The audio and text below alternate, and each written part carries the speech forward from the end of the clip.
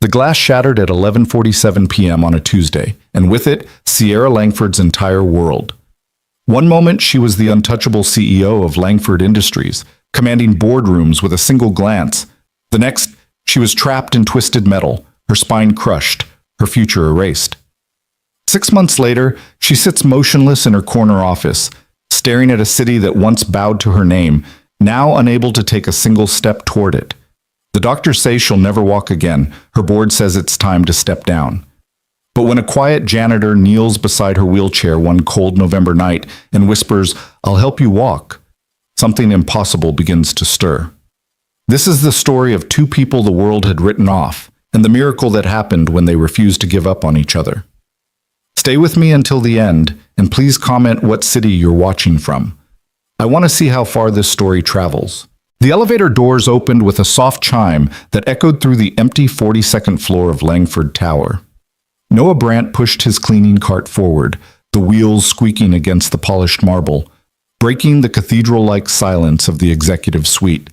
It was 10:47 p.m. on a Thursday, and the building was a ghost town, exactly how he preferred it. Most nights, Noah moved through these halls like a shadow, invisible and deliberate. He'd scrub the floors, empty the trash bins, wipe down the conference tables where million-dollar deals were made, and disappear before dawn.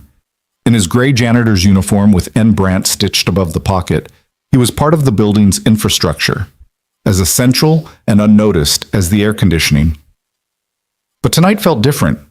The lights in the CEO's office were still on. Noah paused outside the glass walls, his hand tightening around the handle of his mop. Through the transparent barriers, he could see her, Sierra Langford, the woman whose face graced the covers of Fortune and Forbes, whose name was synonymous with power and precision. She sat in her wheelchair, positioned before the floor-to-ceiling windows that overlooked the glittering expanse of the city. She hadn't moved. She might not have even blinked.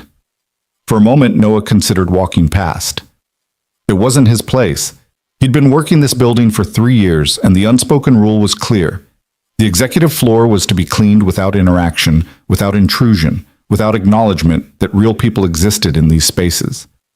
But something about the stillness in that office felt wrong. It wasn't the stillness of concentration or contemplation. It was the stillness of someone drowning in deep water, too exhausted to even thrash. Noah made a decision that would change both their lives. He knocked gently on the glass door. No response. He knocked again, louder this time, and saw her head turn slightly, just a fraction of movement, as if even that small gesture required immense effort. "Ms. Langford?" His voice was soft, respectful. "I'm sorry to bother you. I'm just here to clean. Should I come back later?" For a long moment, she said nothing. Then, in a voice that sounded like it had been scraped raw, "Do whatever you want. I'm not here anyway." Noah blinked. "Ma'am?"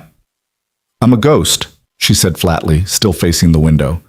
"Ghosts don't have opinions about cleaning schedules." He should have left it at that. Should have nodded, cleaned quietly, and disappeared. But Noah had spent the last 4 years of his life learning to hear the things people didn't say.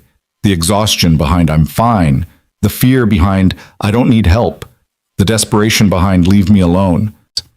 He'd heard those same tones in his own voice after his wife died, leaving him with a 3-year-old daughter and a mountain of grief he had no idea how to climb. "Ghosts don't usually work this late," Noah said gently, pushing his cart into the office. "Must be some unfinished business keeping you here." Sierra's head turned fully now, and for the first time, Noah saw her face clearly. The photographs didn't do her justice, or rather, they'd captured only one dimension of her. Yes, she was beautiful in that sharp, untouchable way that powerful women often were. High cheekbones, intelligent green eyes, dark hair pulled back with severe precision. But what the photographs missed was the exhaustion carved into every line of her face, the shadows under her eyes that spoke of countless sleepless nights, and something else. Something that made Noah's chest tighten with recognition. Absolute soul-crushing defeat. "You're new," she said, though her tone suggested she didn't actually care. 3 years isn't that new. I've never seen you before." "That's kind of the point of my job, ma'am. I'm supposed to be invisible." Sierra made a sound that might have been a laugh or might have been something breaking. "Then you're doing it wrong. I can see you perfectly clearly." Noah smiled slightly. Maybe you're looking harder than usual. Maybe I've run out of other things to look at. She turned back to the window, and Noah began his work, moving methodically around the office. He emptied the trash can, full of crumpled papers and what looked like medication bottles. He wiped down her desk, careful not to disturb the neat stacks of reports and contracts. He ran the vacuum cleaner over the carpet, the sound filling the silence between them. All the while, he watched her from the corner of his eye. She sat so still. Too still. Like she was afraid that any movement might shatter whatever fragile thing was holding her together. 6 months, she said suddenly. Noah looked up from where he was cleaning the small kitchenette area. Ma'am? You're wondering how long I've been like this? Everyone does. They just don't have the courage to ask. She gestured vaguely at her wheelchair. 6 months, 2 weeks, and 4 days. Since the accident. I wasn't wondering, Noah said truthfully, but I'm sorry that happened to you. Are you? Her voice was sharp now, challenging. Or are you sorry you have to watch me sit here like a broken doll? There's a difference. Noah set down his cleaning spray and turned to face her fully. I'm sorry because you look like someone who's given up, and that's the worst kind of accident. The one that happens after the actual accident is over.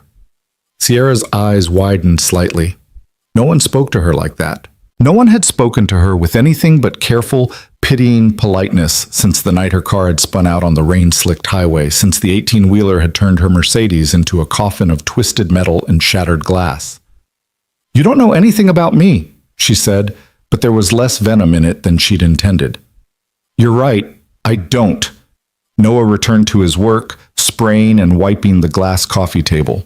But I know what giving up looks like. I've seen it in the mirror enough times. Oh, here we go. Sierra's laugh was bitter. The inspirational janitor. Did you rehearse this? Look at me, I've had struggles too, but I'm so noble and humble that I clean toilets with a smile. Noah didn't flinch. My wife died 4 years ago. Brain aneurysm. She was 28. Dropped dead while making breakfast. My daughter was 3. For 6 months after that, I gave up. Completely. I stopped showering, stopped eating, stopped being a father. My little girl would cry herself to sleep every night, and I'd just sit there in the dark, staring at nothing. Sierra's expression shifted, the armor cracking just slightly. So no, ma'am, I didn't rehearse this. And I'm not noble. I'm just a guy who knows what rock bottom looks like from both sides, the falling and the climbing back up. Silence stretched between them, thick and complicated. How did you...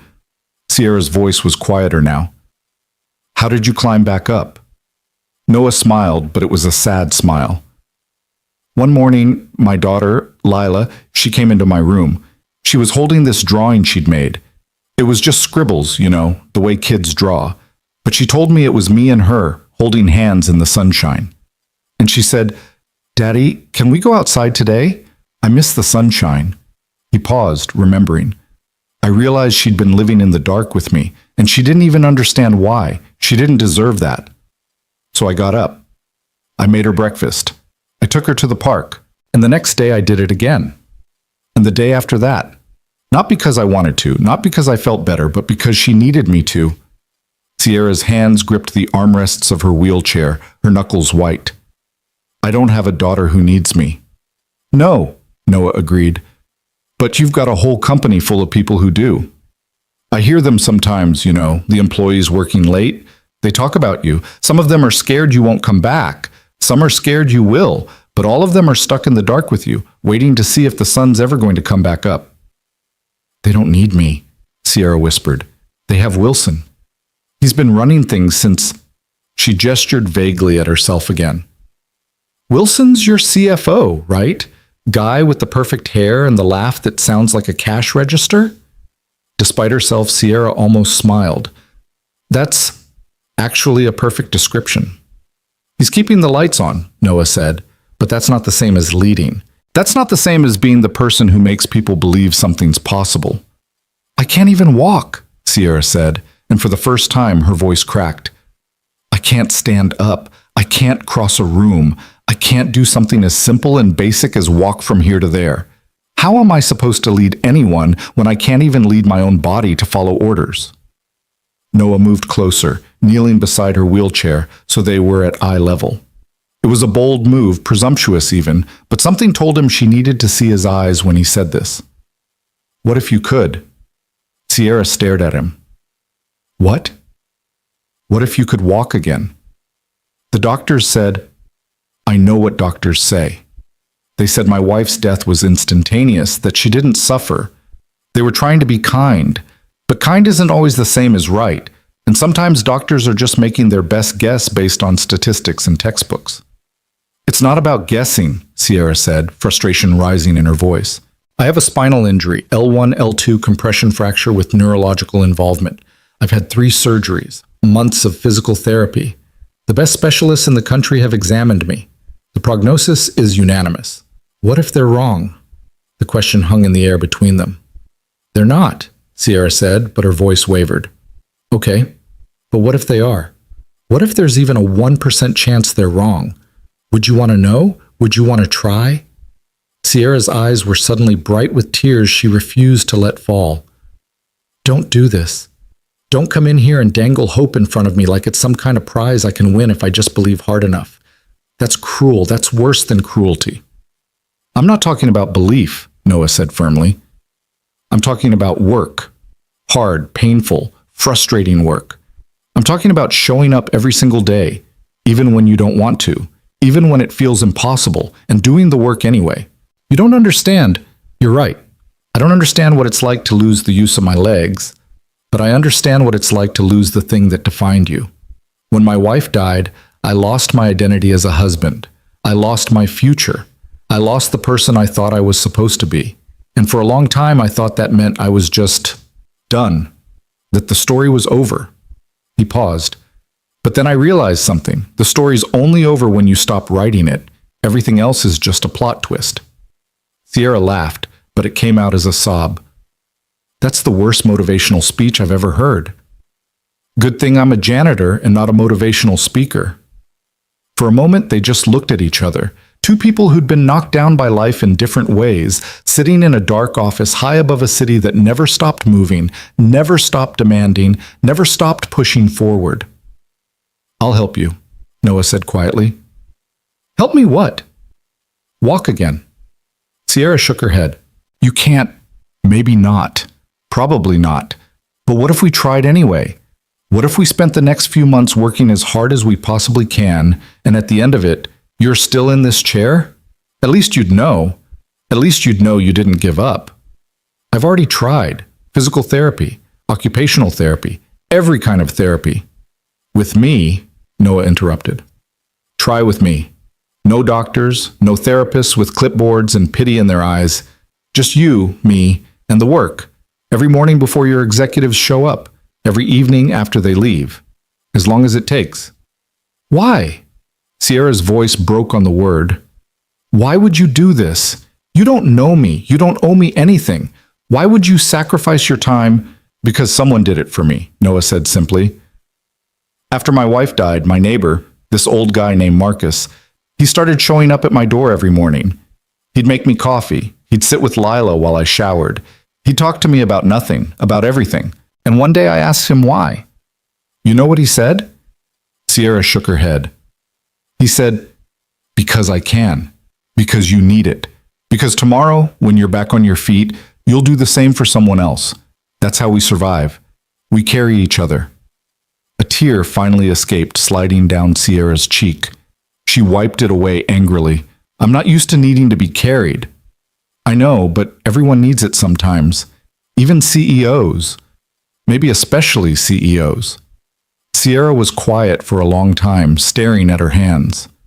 Noah could see the war happening behind her eyes. Pride versus desperation, fear versus hope, the safe certainty of defeat versus the terrifying possibility of trying again. Finally, she looked up at him. "If we do this, and I'm not saying we will, but if we do this, I have conditions." "Okay." "No one can know.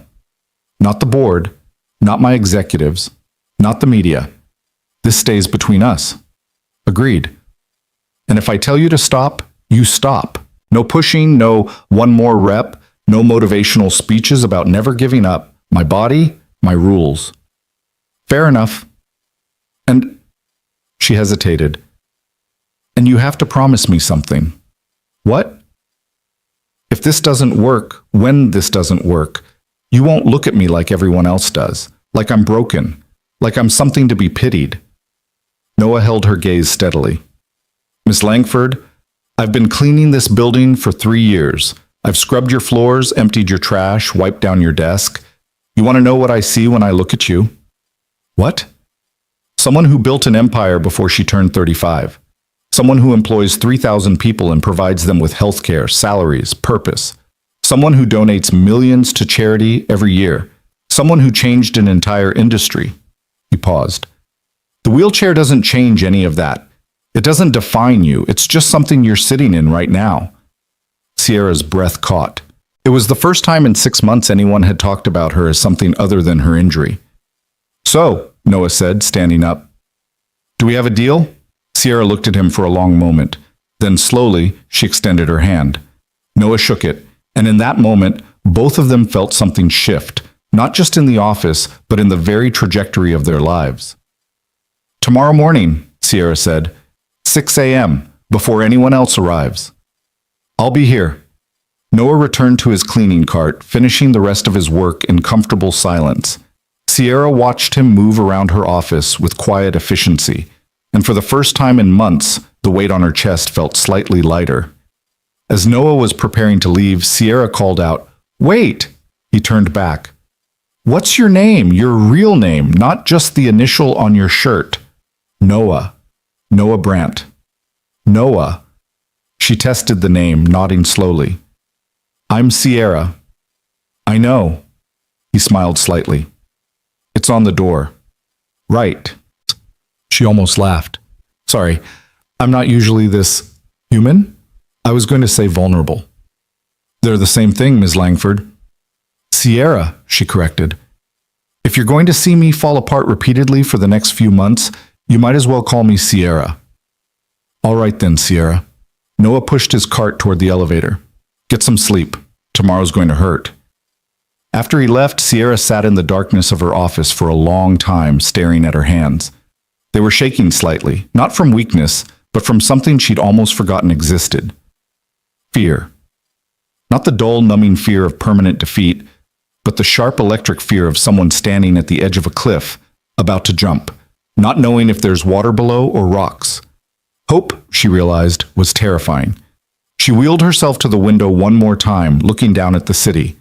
Somewhere down there, Noah was heading home to his daughter. Somewhere down there, 3,000 employees were sleeping, unaware that their CEO had just made a decision that might change everything, or might change nothing at all. Sierra took a deep breath and whispered to her reflection in the glass, "Okay, let's see if I can do this." The city lights glittered back at her, offering no answers, only possibilities. The next morning, Noah arrived at 5:45 a.m. He'd barely slept, his mind racing through everything he knew about physical therapy, rehabilitation, and recovery. He'd spent half the night researching spinal injuries on his phone while Lila slept beside him, her small hand clutching his shirt. He'd also spent half the night wondering if he'd made a terrible mistake. He wasn't a doctor. He wasn't a physical therapist. He was a janitor with a high school diploma and a belief that will could sometimes override biology. But he'd made a promise, and Noah Brandt didn't break promises. The elevator ride to the 42nd floor felt longer than usual.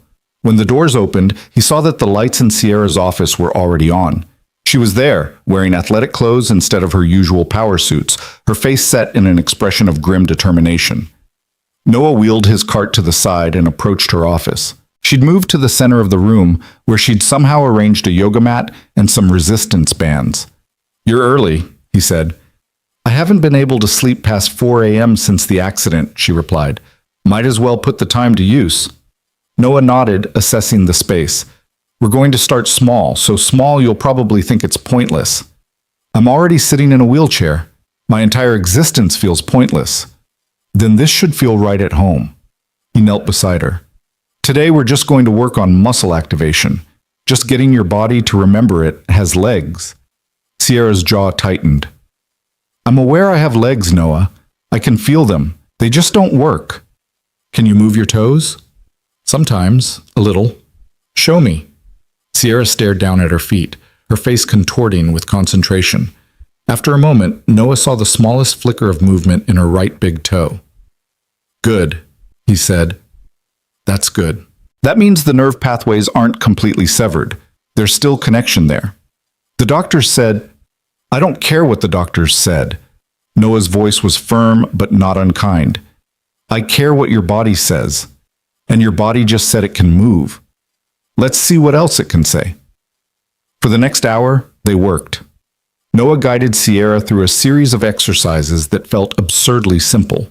Contracting and releasing muscles, attempting to flex her ankles, trying to engage her core.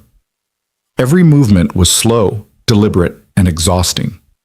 By the time Noah's watch beeped at 7 a.m., Sierra was drenched in sweat, her face flushed with effort and frustration. That's it for today, Noah said. We barely did anything, Sierra protested. We did exactly what we needed to do. Your muscles need time to recover, and you need to get ready for work. I'm not going anywhere. Wilson's handling everything. Noah frowned. You're still coming to the office every day? Where else would I go? My apartment is just another prison. At least here I can pretend I'm useful. You are useful, but hiding up here in an empty office at 6 a.m. isn't the same as being present. Sierra's eyes flashed. I didn't ask for a life coach. No, you asked for help walking. But walking isn't just about legs, Sierra. It's about having somewhere to walk to, something to walk toward. Before she could respond, they heard the elevator chime, the sound of other executives beginning to arrive for the day. Noah quickly moved back to his cleaning cart. Same time tomorrow? Sierra nodded, her expression unreadable. Same time. As Noah left, Sierra wheeled herself to her desk and began the process of transforming back into the untouchable CEO the world expected. She pulled her hair back, applied makeup to hide the exhaustion, and arranged her face into the mask of competence she'd worn for so many years. But something was different now. There was a small spark in her chest that hadn't been there yesterday. It wasn't hope, not yet. But it was possibility. And for someone who'd been living in certainty of defeat, possibility felt revolutionary. Plus, the routine established itself over the following weeks. Every morning at 6 a.m., Noah would arrive with his cleaning cart as cover. They'd work for an hour, stretching, contracting, engaging muscles that had forgotten their purpose. Then Noah would disappear, and Sierra would prepare for a day of conference calls and strategic meetings she attended mostly in silence. The progress was microscopic. Some days Sierra could wiggle 3 toes instead of 1. Some days she could hold a contraction for 3 seconds instead of 2. Some days there was no progress at all, and she'd wheel herself away from Noah in frustration, angry tears streaming down her face. On those days, Noah would simply clean the office silently, giving her space while staying present. He'd learned that sometimes the most important thing you could do for someone was just not leave. 3 weeks into their arrangement, something changed. They were working through their usual routine when Noah noticed Sierra staring at her right leg with an expression of intense concentration. What? He asked. I felt something, not just the muscle contracting. I felt... She looked up at him, her eyes wide. I felt it move, really move, like I told it to move and it listened. Noah knelt beside her. Try again. Sierra's entire body tensed with effort, and there, a visible flexion in her quadriceps muscle. Small, but undeniable. Did you see that? Her voice was trembling. I saw it. Oh my God. Sierra pressed her hands to her face. Oh my God, I'm not imagining this, right? You saw it too? I saw it, Sierra. She burst into tears. Not the frustrated tears of the past weeks, but something else entirely. Relief. Shock. The first fragile threads of hope weaving themselves into something stronger. Noah sat back on his heels, his own chest tight with emotion. This is just the beginning, he said quietly. You know that, right? This is going to get harder before it gets easier. I don't care. Sierra wiped her eyes, her voice fierce. I don't care if it takes years. I don't care if it's the hardest thing I've ever done. I'm getting out of this chair, Noah. I'm walking again. Yeah, Noah said, smiling. I think you are. From that day forward, their sessions intensified. Sierra pushed herself relentlessly, often to the point where Noah had to physically stop her from overdoing it. She'd arrive at 6 a.m. already warmed up, having spent the previous evening doing exercises in her apartment. She'd stay late after work, practicing in her office long after everyone else had gone home. One evening, about 5 weeks into their training, Noah brought Lila with him. His regular babysitter had canceled, and he couldn't afford to miss a session, not when Sierra was making such remarkable progress. "I'm sorry," he said as he wheeled his cart off the elevator, his 4-year-old daughter's hand clasped firmly in his. "It's just for tonight. She'll be quiet, I promise." But Lila, seeing Sierra in her wheelchair, immediately broke free from Noah's grasp and ran straight toward her. "Are you a princess?" Lila asked, her eyes wide. Sierra blinked, completely thrown off balance. "What?" "You're sitting in a throne," Lila explained, pointing at the wheelchair. "Only princesses sit in thrones." Noah moved to intercept his daughter. "Lila, sweetie, come back here. Ms. Langford is busy." "It's fine," Sierra said, and to her own surprise, she meant it. She looked down at the little girl with dark curls and her father's kind eyes. "I'm not a princess, but this isn't a throne, it's a wheelchair." "Why are you in a wheelchair?" "Lila," Noah warned. But Sierra shook her head. "No, it's okay." She looked at Lila seriously. "I was in an accident and it hurt my back. Now I can't walk." Oh. Lila processed this information with the remarkable adaptability of children. "My mommy can't walk either. She's in heaven." The office went very quiet. "I know," Sierra said softly. "Your daddy told me. I'm very sorry." Lila shrugged, a gesture too adult for such a small person. "It's okay. Daddy says she's watching us from the clouds. That's why I wave at airplanes." Sierra felt something crack open in her chest. "That's beautiful." "Are you learning to walk?" Lila asked. "Is that why Daddy comes here? He helps people. He helped me remember how to smile after Mommy went to heaven." Noah's eyes were suddenly bright. "Lila, honey." "Yeah," Sierra interrupted, her voice thick. "He's helping me remember how to walk. Your daddy is very good at helping people." Lila beamed. "I know, he's the best daddy in the whole world." She looked at Sierra critically. "Do you want to see my drawing? I drawed it in the car." Before Sierra could answer, Lila had pulled a crumpled piece of paper from her small backpack. It was a child's drawing. Stick figures with triangle dresses and circle heads, all holding hands under a smiling sun. "That's me," Lila pointed. "That's Daddy, and that's you." Sierra stared at the drawing. "How did you know what I look like?" "Daddy showed me a picture on his phone. He said you were working really hard, and we should be proud of you." Sierra looked up at Noah, who had the grace to look embarrassed. "She asked why I was researching spinal injuries at 3 in the morning, he explained. "I didn't want to lie to her." For the first time in months, Sierra felt herself genuinely smile. "Well, thank you for including me in your family portrait, Lila." "You're welcome. Can I watch you practice walking?" "Lila," Noah started, but Sierra cut him off. "Actually, I'd like that." She looked at Noah. "If that's okay with you?" Noah hesitated, then nodded. "Okay, but we keep it short tonight. It's past her bedtime." What followed was one of the most extraordinary hours of Sierra's life. With Lila sitting cross-legged on the yoga mat, clapping and cheering for every tiny movement, Sierra found herself pushing harder than she had in weeks. There was something about the child's uncomplicated faith, her absolute certainty that Sierra would walk. That made it feel possible in a way no amount of medical research ever had. "You can do it," Lila shouted when Sierra managed to lift her right leg an inch off the mat. "You're so strong." By the time Noah finally carried a sleeping Lila back to the elevator, Sierra was exhausted, sweaty, and happier than she'd been since before the accident. "Same time tomorrow?" Noah asked. Sierra nodded, but then added, "Noah, thank you for all of this, for believing in me when no one else did." "You're doing the hard part," he replied. "I'm just showing up." "That's more than most people do."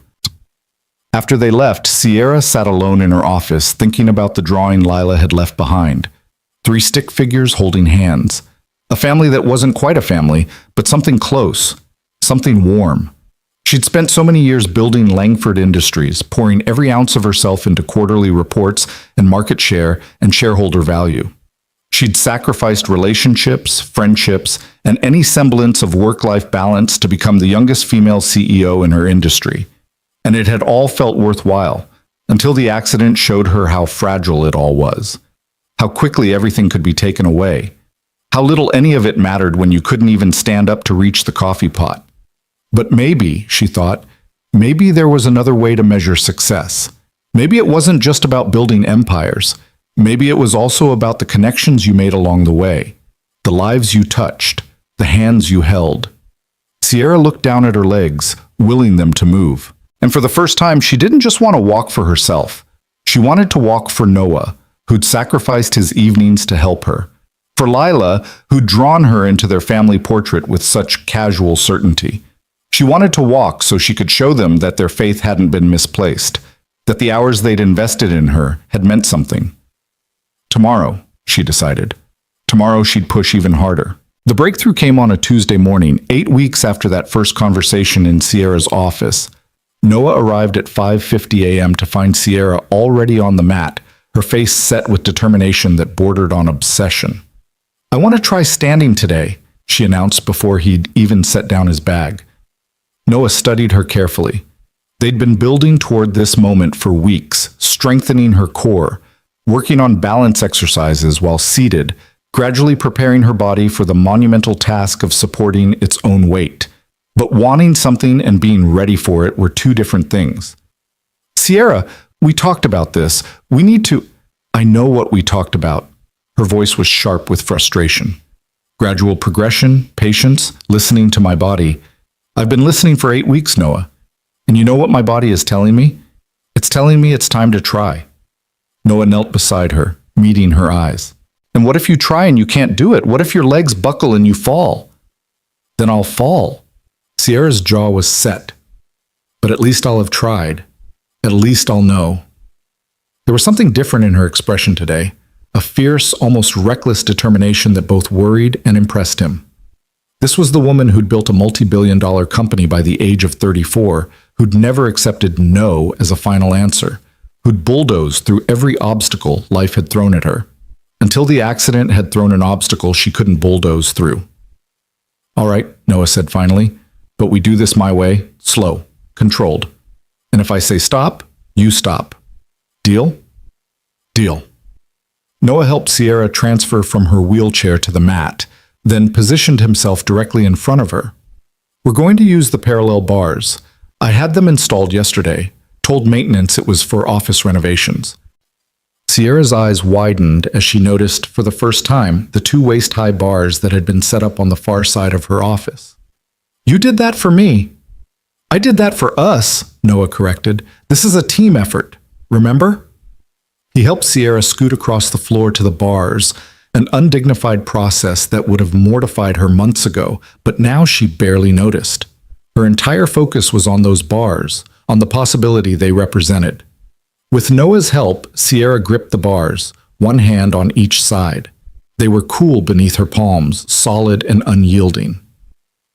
"Okay," Noah said, positioning himself behind her, his hands ready to support her waist. "On 3, you're going to engage your core. Remember the exercises we've been doing, and push up with your arms.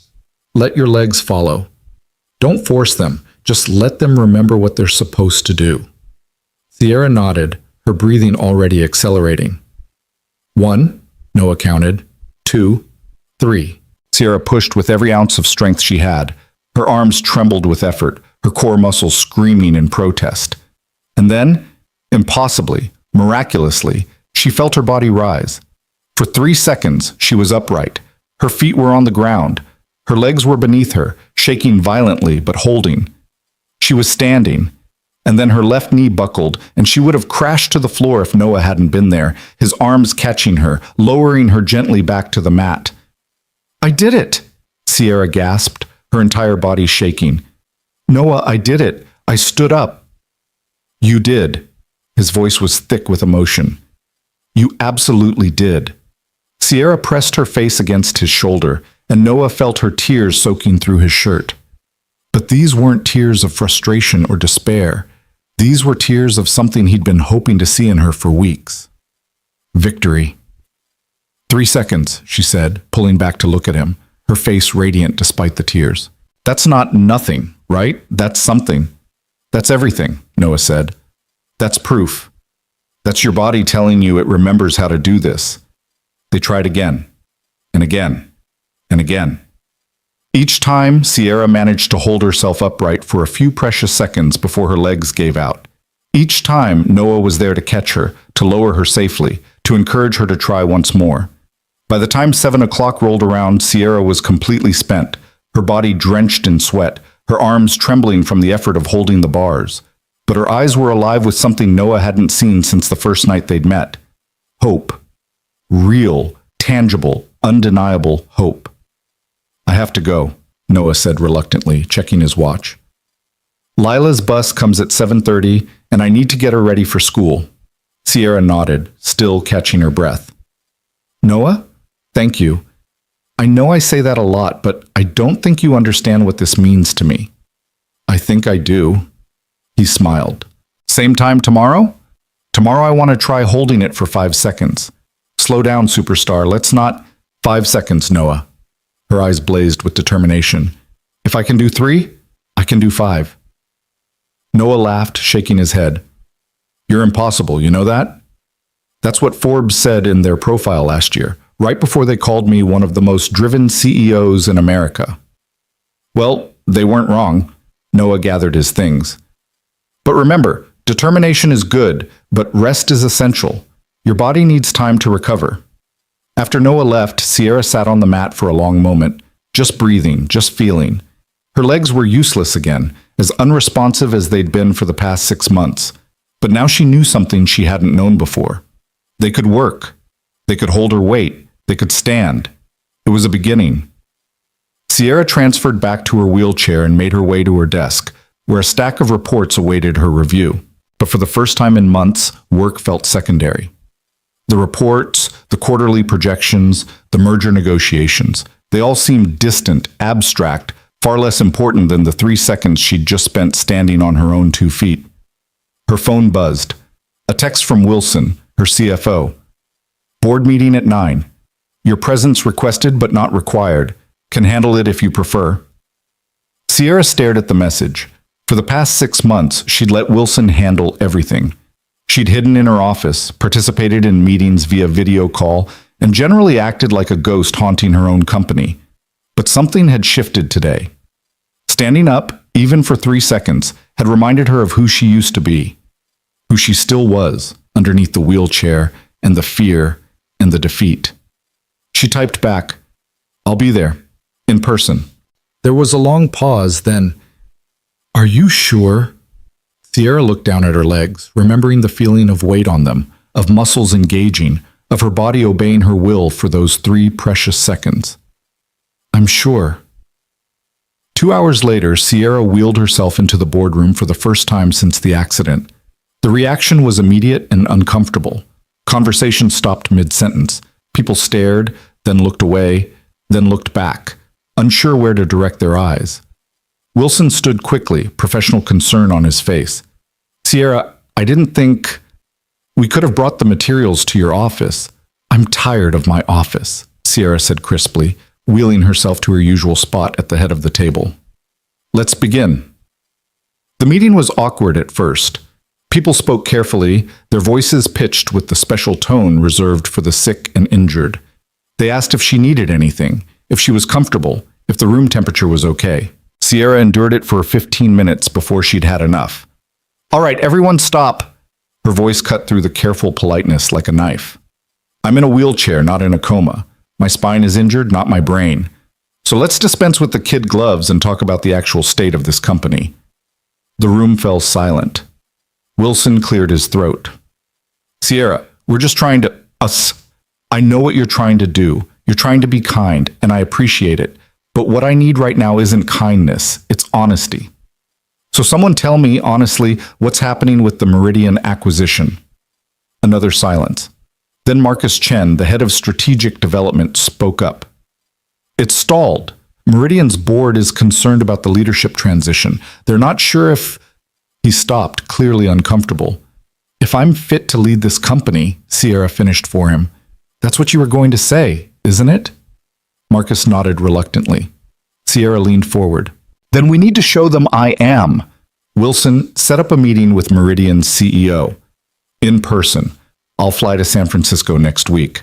Sierra, are you sure that's... I'm sure. She looked around the table, making eye contact with each person. I know the past 6 months have been difficult. For me, obviously, but also for all of you. You've been running this company without clear leadership, without knowing if I was coming back or if you should start looking for new jobs. That's my fault. I checked out. I gave up. But I'm back now, and I need you all to understand something. She paused, her voice strengthening. This wheelchair doesn't define me. It's something I'm sitting in right now, but it's not who I am. I'm still the CEO of this company. I'm still the person who built Langford Industries from the ground up. And I'm still going to lead us through this acquisition and every other challenge that comes our way. Clear? Around the table, heads nodded. And for the first time since the accident, Sierra saw something shift in people's eyes. The pity was being replaced by something else. Respect. The meeting continued for another hour, and Sierra participated fully, her mind sharp, her instincts as precise as they'd ever been. By the time it ended, she felt exhausted but exhilarated. She'd forgotten what it felt like to be in command, to be engaged, to be present in her own life. As everyone filed out, Wilson lingered behind. That was good, he said quietly. Really good. It's nice to have you back. It's nice to be back. Sierra meant it. Wilson, I need to ask you something, and I need you to be honest. Of course. Did you think I was done? Did you think I'd never come back? Wilson was quiet for a moment. I thought you were drowning, he said finally, and I didn't know how to throw you a life preserver. Someone did, Sierra said. Someone threw me a life preserver when I needed it most. Who? Sierra smiled slightly. Someone who reminds me that sometimes the help we need comes from unexpected places. That evening, Noah arrived at his usual time to find Sierra still in the boardroom, reviewing contracts. You're not in your office, he observed. Observation skills of a detective, Sierra teased. I attended a board meeting today. In person. Noah's eyebrows rose. How did it go? Better than expected. Worse than I hoped, but I did it. She looked at him. I stood up this morning, and it made me want to stand up in other ways too. Does that make sense? Perfect sense. Noah began setting up for their evening session. But don't overdo it. Physical recovery and emotional recovery need to pace each other. When did you become a philosopher? When I started spending my evenings with a CEO who asks impossible questions. They worked together until after 8, Sierra pushing herself to stand for longer periods, Noah providing support and encouragement. At one point, she managed to hold herself upright for 7 full seconds, and the joy on her face made Noah's chest tighten. I'm going to walk, she said, her voice filled with wonder. Not someday, not maybe, not hopefully. I'm going to walk, Noah. I can feel it. Then we'll make it happen. Noah helped her back to her wheelchair. But remember, Mutsa, patience, gradual progression, listening to my body. Sierra recited the mantra he'd been drilling into her for weeks. I know, but Noah? I'm tired of being patient. I've been patient for 6 months. I want to move forward. We are moving forward. Standing for 7 seconds when you couldn't stand at all 2 months ago? That's not patience. That's progress. Sierra knew he was right, but the frustration still gnawed at her. She wanted more. She wanted to walk down the hallway, to climb stairs, to move through the world without wheels beneath her. She wanted her life back. The following weeks blurred together in a pattern of work and recovery, progress and setbacks. Some days, Sierra could stand for 15 seconds. Other days, her legs refused to cooperate at all, and she'd wheel herself away in tears while Noah cleaned quietly, giving her space to grieve the person she used to be. The board meeting had changed something, though. Sierra started attending more meetings in person, started engaging with her executives, started reclaiming her role as CEO. The whispers about her stepping down quieted. The pitying glances transformed into something closer to admiration. But the real progress happened in those early mornings and late evenings, in the private space where Sierra fought to reclaim her body, while Noah stood witness to every victory and every defeat. One evening, about 12 weeks into their routine, Noah brought Lila with him again. The 4-year-old burst into Sierra's office with her usual enthusiasm, carrying a new drawing. Miss Sierra! Miss Sierra! Look what I made! This drawing was more elaborate than the last. The same 3 stick figures, but now they were standing in front of what appeared to be a building with many windows. That's your office, Lila explained proudly, because Daddy says you're getting stronger every day and soon you won't need the special chair anymore. Sierra's throat tightened. Did he now? Uh-huh. He says you're very brave. Are you brave, Miss Sierra? Sierra looked at Noah, who had the grace to look embarrassed. I don't know if I'm brave, Lila. Most days I just feel scared. That's what brave means, Lila said matter-of-factly. Daddy told me. He said Mommy was brave because she went to heaven even though she didn't want to leave us. And he's brave because he takes care of me even when he's sad. And you're brave because you try to walk even when it's really hard. Out of the mouths of babes, Sierra thought. You're a very smart little girl. I know. Lila climbed onto one of the office chairs, spinning herself around. Can I watch you practice? I'll be super quiet. You don't have to be quiet, Sierra said. Actually, I'd like it if you talk to me. It helps. What followed was one of the most remarkable evenings yet, with Lila chattering about her day at preschool, telling stories about her friends and her teacher and the butterfly they'd seen at recess. Sierra found herself standing longer than she ever had before. 12 seconds, 15 seconds, 20 seconds. You're doing it, Lila squealed. You're standing so long. And then something extraordinary happened. Sierra, gripping the parallel bars with white knuckles, felt her right foot shift forward. Just an inch. Maybe less. But it moved. She'd made it move. Noah, she breathed, did you see? I saw it. His voice was thick with emotion. Sierra's left foot followed, another tiny shift forward. It wasn't walking, not really. It was more like controlled falling, but it was movement. It was progress. It was impossible, made possible. She managed 2 more tiny shifts before her legs gave out and Noah caught her, lowering her gently to the mat. Sierra was laughing and crying at the same time, her body shaking with exhaustion and exhilaration. I moved my feet, I took steps. They were terrible, awful, barely their steps, but they were steps. Lila clapped her hands. You did it. You walked. Not quite walked, Sierra said, but she couldn't stop smiling. But it's a start. Noah knelt beside her, his own eyes bright. It's more than a start, Sierra. It's proof that everything we've been doing is working. Your body is remembering. How long? Sierra asked urgently.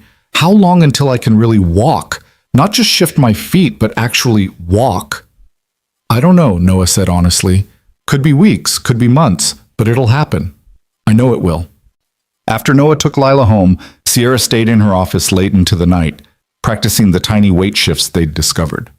Each small movement felt like a miracle, like her body was slowly waking from a long sleep.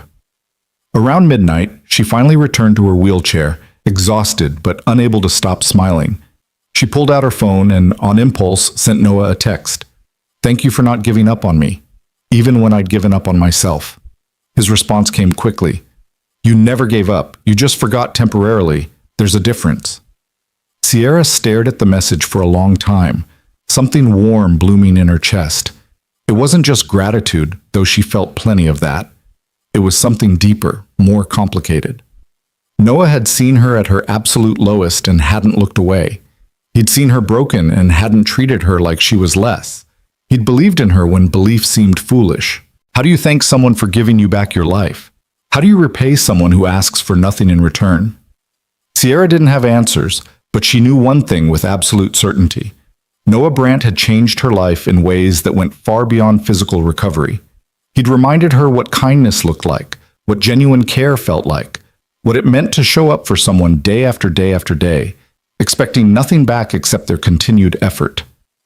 She fell asleep at her desk that night, her dreams filled with movement, with walking through the city, with climbing stairs, with standing on her own 2 feet and facing the world head on. When she woke at 5 a.m., her neck stiff from sleeping in her chair, the first thing she did was look at her legs. They were still unresponsive, still stubbornly refusing to obey her commands. But now she knew something she hadn't known before. They were capable. They were healing. They were coming back to her, inch by painful inch. Sierra transferred to her wheelchair and made her way to the private bathroom attached to her office. She'd had it modified with grab bars and a roll-in shower after the accident, hating every accommodation, every reminder of what she'd lost. But this morning, as she went through her routine, she didn't feel the usual despair. Instead, she felt determination. These accommodations were temporary. They were tools, not definitions. They were helping her get through this chapter, but they wouldn't be part of the next one.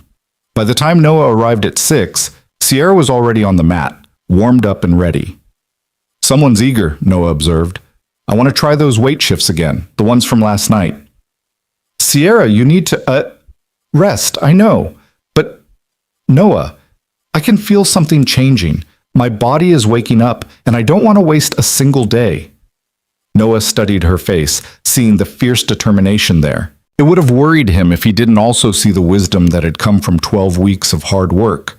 Sierra had learned to listen to her body, to distinguish between productive discomfort and destructive pain. "All right," he said, "but if anything feels wrong, you tell me immediately." They worked through their usual warm-up routine, then moved to the parallel bars.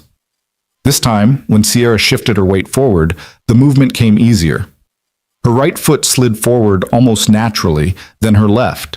It was still controlled falling more than walking, but it was progress. "Good," Noah encouraged. "Now try to lift your knee slightly as you shift. Don't drag your foot. Lift and place it." Sierra's face contorted with concentration.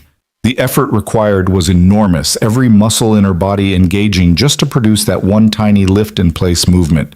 But she did it. Her right knee bent, her foot lifted maybe half an inch off the ground, and came down 6 inches forward. "Yes!" Sierra shouted, her voice echoing through the empty office. "Did you see that? That was a real step." "That was a real step," Noah confirmed, grinning. They practiced for another 40 minutes until Sierra was completely spent. But she'd managed to take 4 distinct steps along the parallel bars. 4 steps that would have seemed impossible just weeks ago. As Noah helped her back to her wheelchair, Sierra grabbed his hand. "I'm going to do something next week," she announced. "Something I should have done months ago." "What's that?" "I'm going to walk into the Meridian meeting, not in this wheelchair, on my own 2 feet, with you supporting me if needed, but standing and walking." Noah's eyes widened. "Sierra, that's ambitious, crazy, possibly setting myself up for failure?" Sierra's smile was fierce. "Yes to all of the above, but I'm done hiding. I'm done letting this wheelchair define how the business world sees me. I'm walking into that meeting, Noah, and I'm closing the biggest acquisition of my career while standing on my own 2 feet." Looking at her face, seeing the absolute determination there, Noah knew better than to argue. "All right," he said. "Then we'd better get to work. We've got 1 week to turn 4 shaky steps into something that looks like confident walking. Then we'll work every day, morning and evening. Whatever it takes." Noah nodded slowly. Whatever it takes. As he left that morning, Noah felt a mixture of excitement and fear churning in his gut. What Sierra was proposing was bold, maybe too bold, but he'd learned over the past 12 weeks that trying to rein in Sierra Langford was like trying to hold back the ocean. She was a force of nature, and all he could do was try to guide that force in a productive direction. The next week became the most intense period of their entire training. They met twice daily, pushing Sierra's body to its absolute limits. Her progress accelerated dramatically. Whether from the increased practice or sheer force of will, Noah couldn't say. By Thursday, she could take 12 consecutive steps along the parallel bars. By Friday, she was practicing without the bars, using only Noah's arm for support. The night before the Meridian meeting, Sierra stayed late, practicing over and over until she could walk from her desk to the window and back, a distance of maybe 15 feet, without stopping. Her gait was unsteady, her movements slow and deliberate, but but she was walking. Really, truly walking. "You're ready," Noah said, watching her complete the circuit for the 20th time. Sierra sank into her wheelchair, exhausted but triumphant. "Am I crazy for doing this?" "Probably," Noah admitted. "But crazy is what built your company in the first place, isn't it?" She laughed.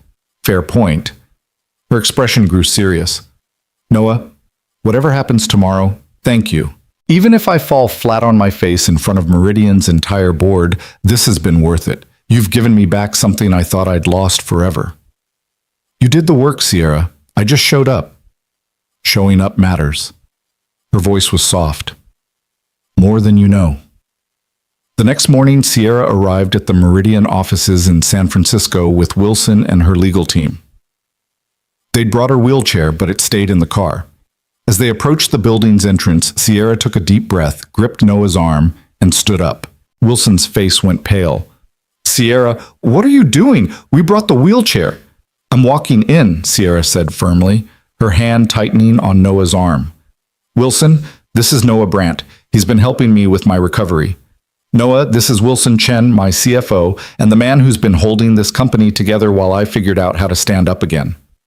Wilson looked between them, clearly confused about why a janitor was accompanying them to the most important meeting of the quarter, but he had the grace not to question it. "Are you sure about this?" "No," Sierra admitted, taking her first step forward. "But I'm doing it anyway." The walk from the car to Meridian's lobby was only about 50 feet, but it felt like a marathon. Every step required absolute concentration, every movement a careful calculation of weight distribution and muscle engagement. Sierra's legs trembled with the effort, sweat beading on her forehead despite the cool San Francisco morning. But she walked. Noah stayed close, his arm solid and steady beneath her hand, his voice a quiet murmur of encouragement that only she could hear. "That's it, nice and easy, you got this." When they finally reached the lobby doors, Sierra paused to catch her breath. Her legal team and Wilson stood behind them, stunned into silence by what they'd just witnessed. Through the glass, Sierra could see the Meridian receptionist looking up, her professional smile freezing as she registered who was approaching. "Ready?" Noah asked quietly. Sierra nodded, and together they walked through the doors. The receptionist stood immediately. "Ms. Langford, we weren't expecting... we're so pleased..." She fumbled for words, clearly thrown off script by Sierra's ambulatory entrance. "We're here for the 9 o'clock with Richard Meridian," Sierra said, keeping her voice steady despite the exhaustion creeping through her muscles. "I believe we're a few minutes early." "Of course. Yes, please."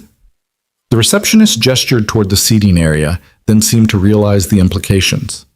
"Would you like to sit, or—" "I'll stand," Sierra said, though her legs were screaming in protest. She couldn't show weakness now, not when she'd come this far. "Thank you." The wait felt eternal. Sierra stood with Noah's support, her legal team making uncomfortable small talk, while Wilson kept shooting her concerned glances. She knew what he was thinking. This was reckless, dangerous, potentially disastrous. If her legs gave out in the middle of the meeting, if she collapsed in front of Meridian's board, it would confirm every doubt they had about her fitness to lead. But if she pulled this off, if she could walk in and negotiate this acquisition while standing on her own 2 feet, it would be the most powerful statement she could make about her return to full leadership. At exactly 9 o'clock, Richard Meridian himself emerged from the elevator. He was a tall man in his 60s, silver-haired and distinguished, with the kind of commanding presence that came from decades of closing billion-dollar deals. His eyes widened slightly when he saw Sierra standing in his lobby. "Ms. Langford," he said, recovering quickly and extending his hand. "What a pleasant surprise. When we heard about your accident, we feared... Well, I'm glad to see you up and about." Sierra shook his hand, maintaining her balance carefully. "Rumors of my incapacity have been greatly exaggerated, Mr. Meridian. I'm ready to discuss this acquisition." Something shifted in Meridian's expression. Calculation, reassessment, respect. "Excellent. Please, come up to the conference room, shall we?" He glanced at the elevator. "I'll take the stairs," Sierra said, the words out of her mouth before she could second-guess them. Wilson made a strangled sound behind her. Noah's hand tightened almost imperceptibly on her arm, but Sierra kept her eyes on Meridian, watching his face carefully. He smiled slowly. The stairs it is. Though I warn you, we're on the 3rd floor. 3 floors, Sierra said. I think I can manage that. The climb was brutal. Each step required Noah's support, Sierra's hand gripping the railing with white-knuckled intensity as she hauled herself upward. Her legs shook violently. Her breathing came in ragged gasps, and halfway up the 2nd flight, she seriously considered calling the whole thing off. But then she felt Noah's hand on her back, steady and warm, and heard his voice in her ear. One step at a time. You've already done the impossible. This is just details. So she kept climbing. By the time they reached the 3rd floor, Sierra was drenched in sweat, her muscles screaming, her vision swimming slightly from the exertion. But she'd made it. She'd climbed 3 flights of stairs when 6 months ago the doctors had told her she'd never walk again. Meridian's expression as they emerged from the stairwell was worth every agonizing step. The calculation in his eyes had transformed into something closer to awe. Impressive, Miss Langford, he said quietly. Very impressive. The conference room was large and modern, with a massive table and walls of windows overlooking the bay. Meridian's board members were already assembled, 5 people in expensive suits, each one regarding Sierra with varying degrees of surprise and skepticism as she actually walked, to her seat at the table. Noah helped her into the chair, and Sierra felt her legs nearly collapse with relief. But she'd done it. She'd walked into this meeting literally and metaphorically standing tall. I think we can dispense with the usual pleasantries, Sierra said once everyone was seated. You've all heard about my accident. You've all had concerns about whether Langford Industries can execute this acquisition given my condition. So let me address that directly. She leaned forward, her eyes moving from face to face around the table. 6 months ago, I was in a car accident that crushed my spine. The doctors told me I'd never walk again. They were very confident about that prognosis. 3 months ago, I believed them. I was ready to step down, to let my board replace me, to accept that my career was over. Sierra paused, letting the words sink in. But then someone reminded me that impossible is just a word we use for things that haven't happened yet, and I decided to find out if the doctors were right or if impossible was negotiable. She gestured toward the door they'd just walked through. You all saw me come in here. You saw me climb 3 flights of stairs. That wasn't luck. That wasn't a miracle. That was 4 months of the hardest work I've ever done in my life. 4 months of showing up every single day, even when progress seemed impossible, even when my body screamed at me to give up, even when I couldn't imagine success. Meridian was leaning forward now, his attention completely focused on Sierra. So when you ask me if I can lead this acquisition, Sierra continued, if I have the strength and focus and determination to see this through, I want you to think about those stairs. I want you to remember that I took a diagnosis of permanent paralysis and turned it into a temporary setback. If I can do that to my own spine, imagine what I can do to your company's quarterly returns. The room was completely silent. Then one of the board members, a woman in her 50s with sharp eyes, spoke up. That's a compelling story, Ms. Langford, but stories don't guarantee ROI. What's your actual plan for the integration? And just like that, they were down to business. For the next 3 hours, Sierra negotiated with every ounce of skill and experience she'd accumulated over 15 years of deal-making. She presented financial projections, outlined integration timelines, addressed concerns about market overlap and cultural fit. She was sharp, confident, and completely in command, the woman she'd been before the accident, but somehow more. The accident hadn't just taken things from her. It had given her something too, a clarity about what mattered, a deeper understanding of resilience, a bone-deep knowledge that limitations were often more negotiable than they seemed. By the time they broke for lunch, Sierra could see the shift in the room. The skepticism had evaporated, replaced by the kind of engaged interest that preceded successful deals. Meridian himself was smiling, the tension in his shoulders visibly relaxed. During the break, Noah helped Sierra to a private office where she could rest. The moment the door closed, her legs gave out completely, and she collapsed into a chair. I can't feel my legs, she gasped. Noah, I seriously can't feel them. That's normal, he said, immediately moving to massage her calves. You've been standing and walking for almost 4 hours. Your muscles are completely exhausted. I still have the afternoon session, Sierra said, panic creeping into her voice. I can't. Yes, you can. You're going to rest for 20 minutes, drink some water, eat something, and let your muscles recover. Then you're going to finish this meeting and close this deal. What if I can't walk back to the conference room? Then I'll carry you, Noah said simply. But I don't think it'll come to that. Your body is stronger than you think. Sierra closed her eyes, focusing on breathing, on letting the tension drain from her muscles. Noah's hands worked methodically, coaxing life back into her exhausted legs. After a few minutes, sensation began to return, pins and needles at first, then a dull ache, then something closer to normal feeling. Better? Noah asked. Better. Sierra opened her eyes, looking at him with an expression that made his chest tighten. I couldn't do this without you. Yes, you could, but you don't have to because I'm here. A knock at the door interrupted them. Wilson poked his head in. How are you holding up? Tired but functional, Sierra said. How does it look out there? Good, really good. I think Meridian is ready to move forward, but he wants to discuss the timeline for transition. He's concerned about... Wilson hesitated. About whether I'll be able to handle the physical demands of integration, Sierra finished. He wants to know if this morning was a one-time show or if I'm actually capable of sustained leadership. Wilson nodded uncomfortably. Sierra stood, slowly, carefully, but under her own power. Then let's go show him. The afternoon session went even better than the morning. Sierra negotiated aggressively, making strategic concessions while holding firm on the points that mattered most. By 4 o'clock, they had the framework of a deal that would make Langford Industries the dominant player in their sector. As they wrapped up, Meridian extended his hand across the table. Ms. Langford, you've given me a lot to think about. I'll present this to my full board tomorrow, but I'm confident they'll approve. You've made a compelling case. Does that mean we have a deal? Sierra asked. Meridian smiled. Pending due diligence and board approval, yes. I believe we have a deal. The walk back to the car was even harder than the walk in. Sierra's legs were beyond exhausted, functioning on sheer willpower and Noah's support. She made it to the car, collapsed into the seat, and immediately burst into tears. Hey, Noah said, alarmed. What's wrong? Are you hurt? No, Sierra sobbed. I did it. I actually did it. I walked in there and closed the deal and proved that I'm still capable of leading this company. I did it, Noah. You did, he said, his own voice thick with emotion. You absolutely did.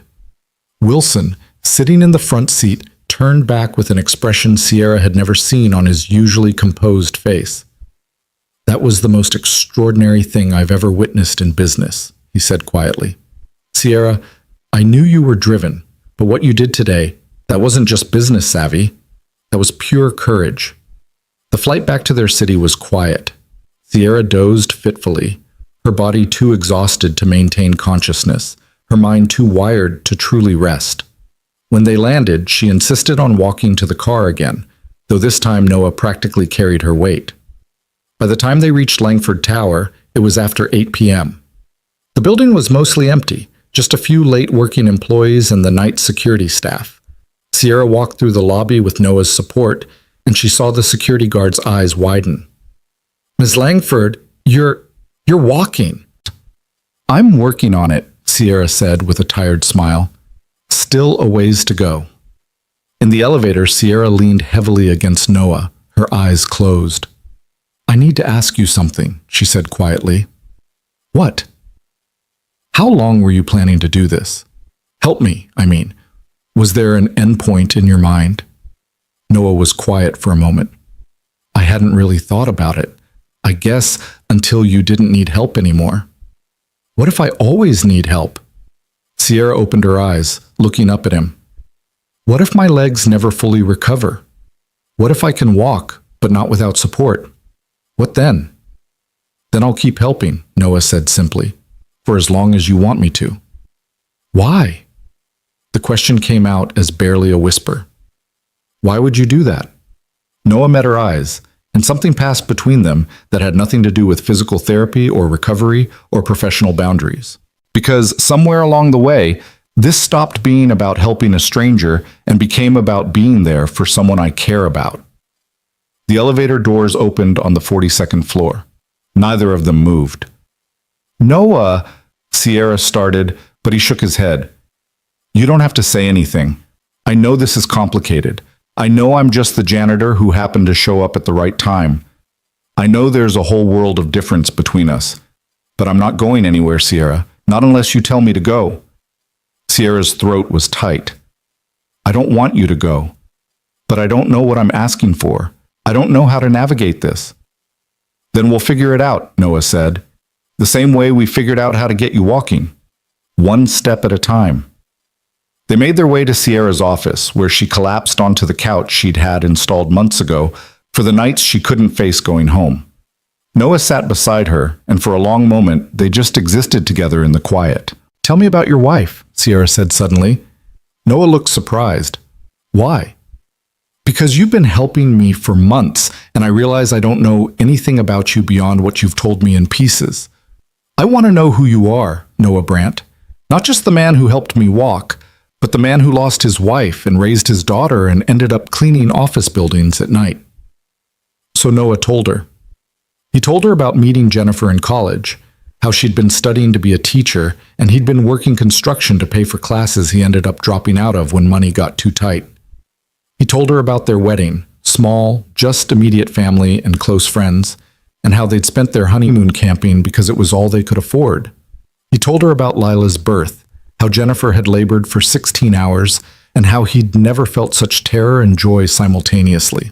He told her about the morning Jennifer died, how normal it had started, how she'd been making pancakes and laughing at something on the radio, how she'd suddenly gone quiet and dropped the spatula and he'd turned to see her falling. I tried CPR, Noah said, his voice distant with memory. I called 911. I did everything right, but the aneurysm was massive. She was gone before the ambulance arrived. Just gone. One moment she was there making pancakes and planning Lila's birthday party, and the next she was... He stopped, his jaw working. Sierra reached out and took his hand. I'm sorry, she said. I can't imagine how hard that must have been. The hardest part wasn't losing her, Noah said.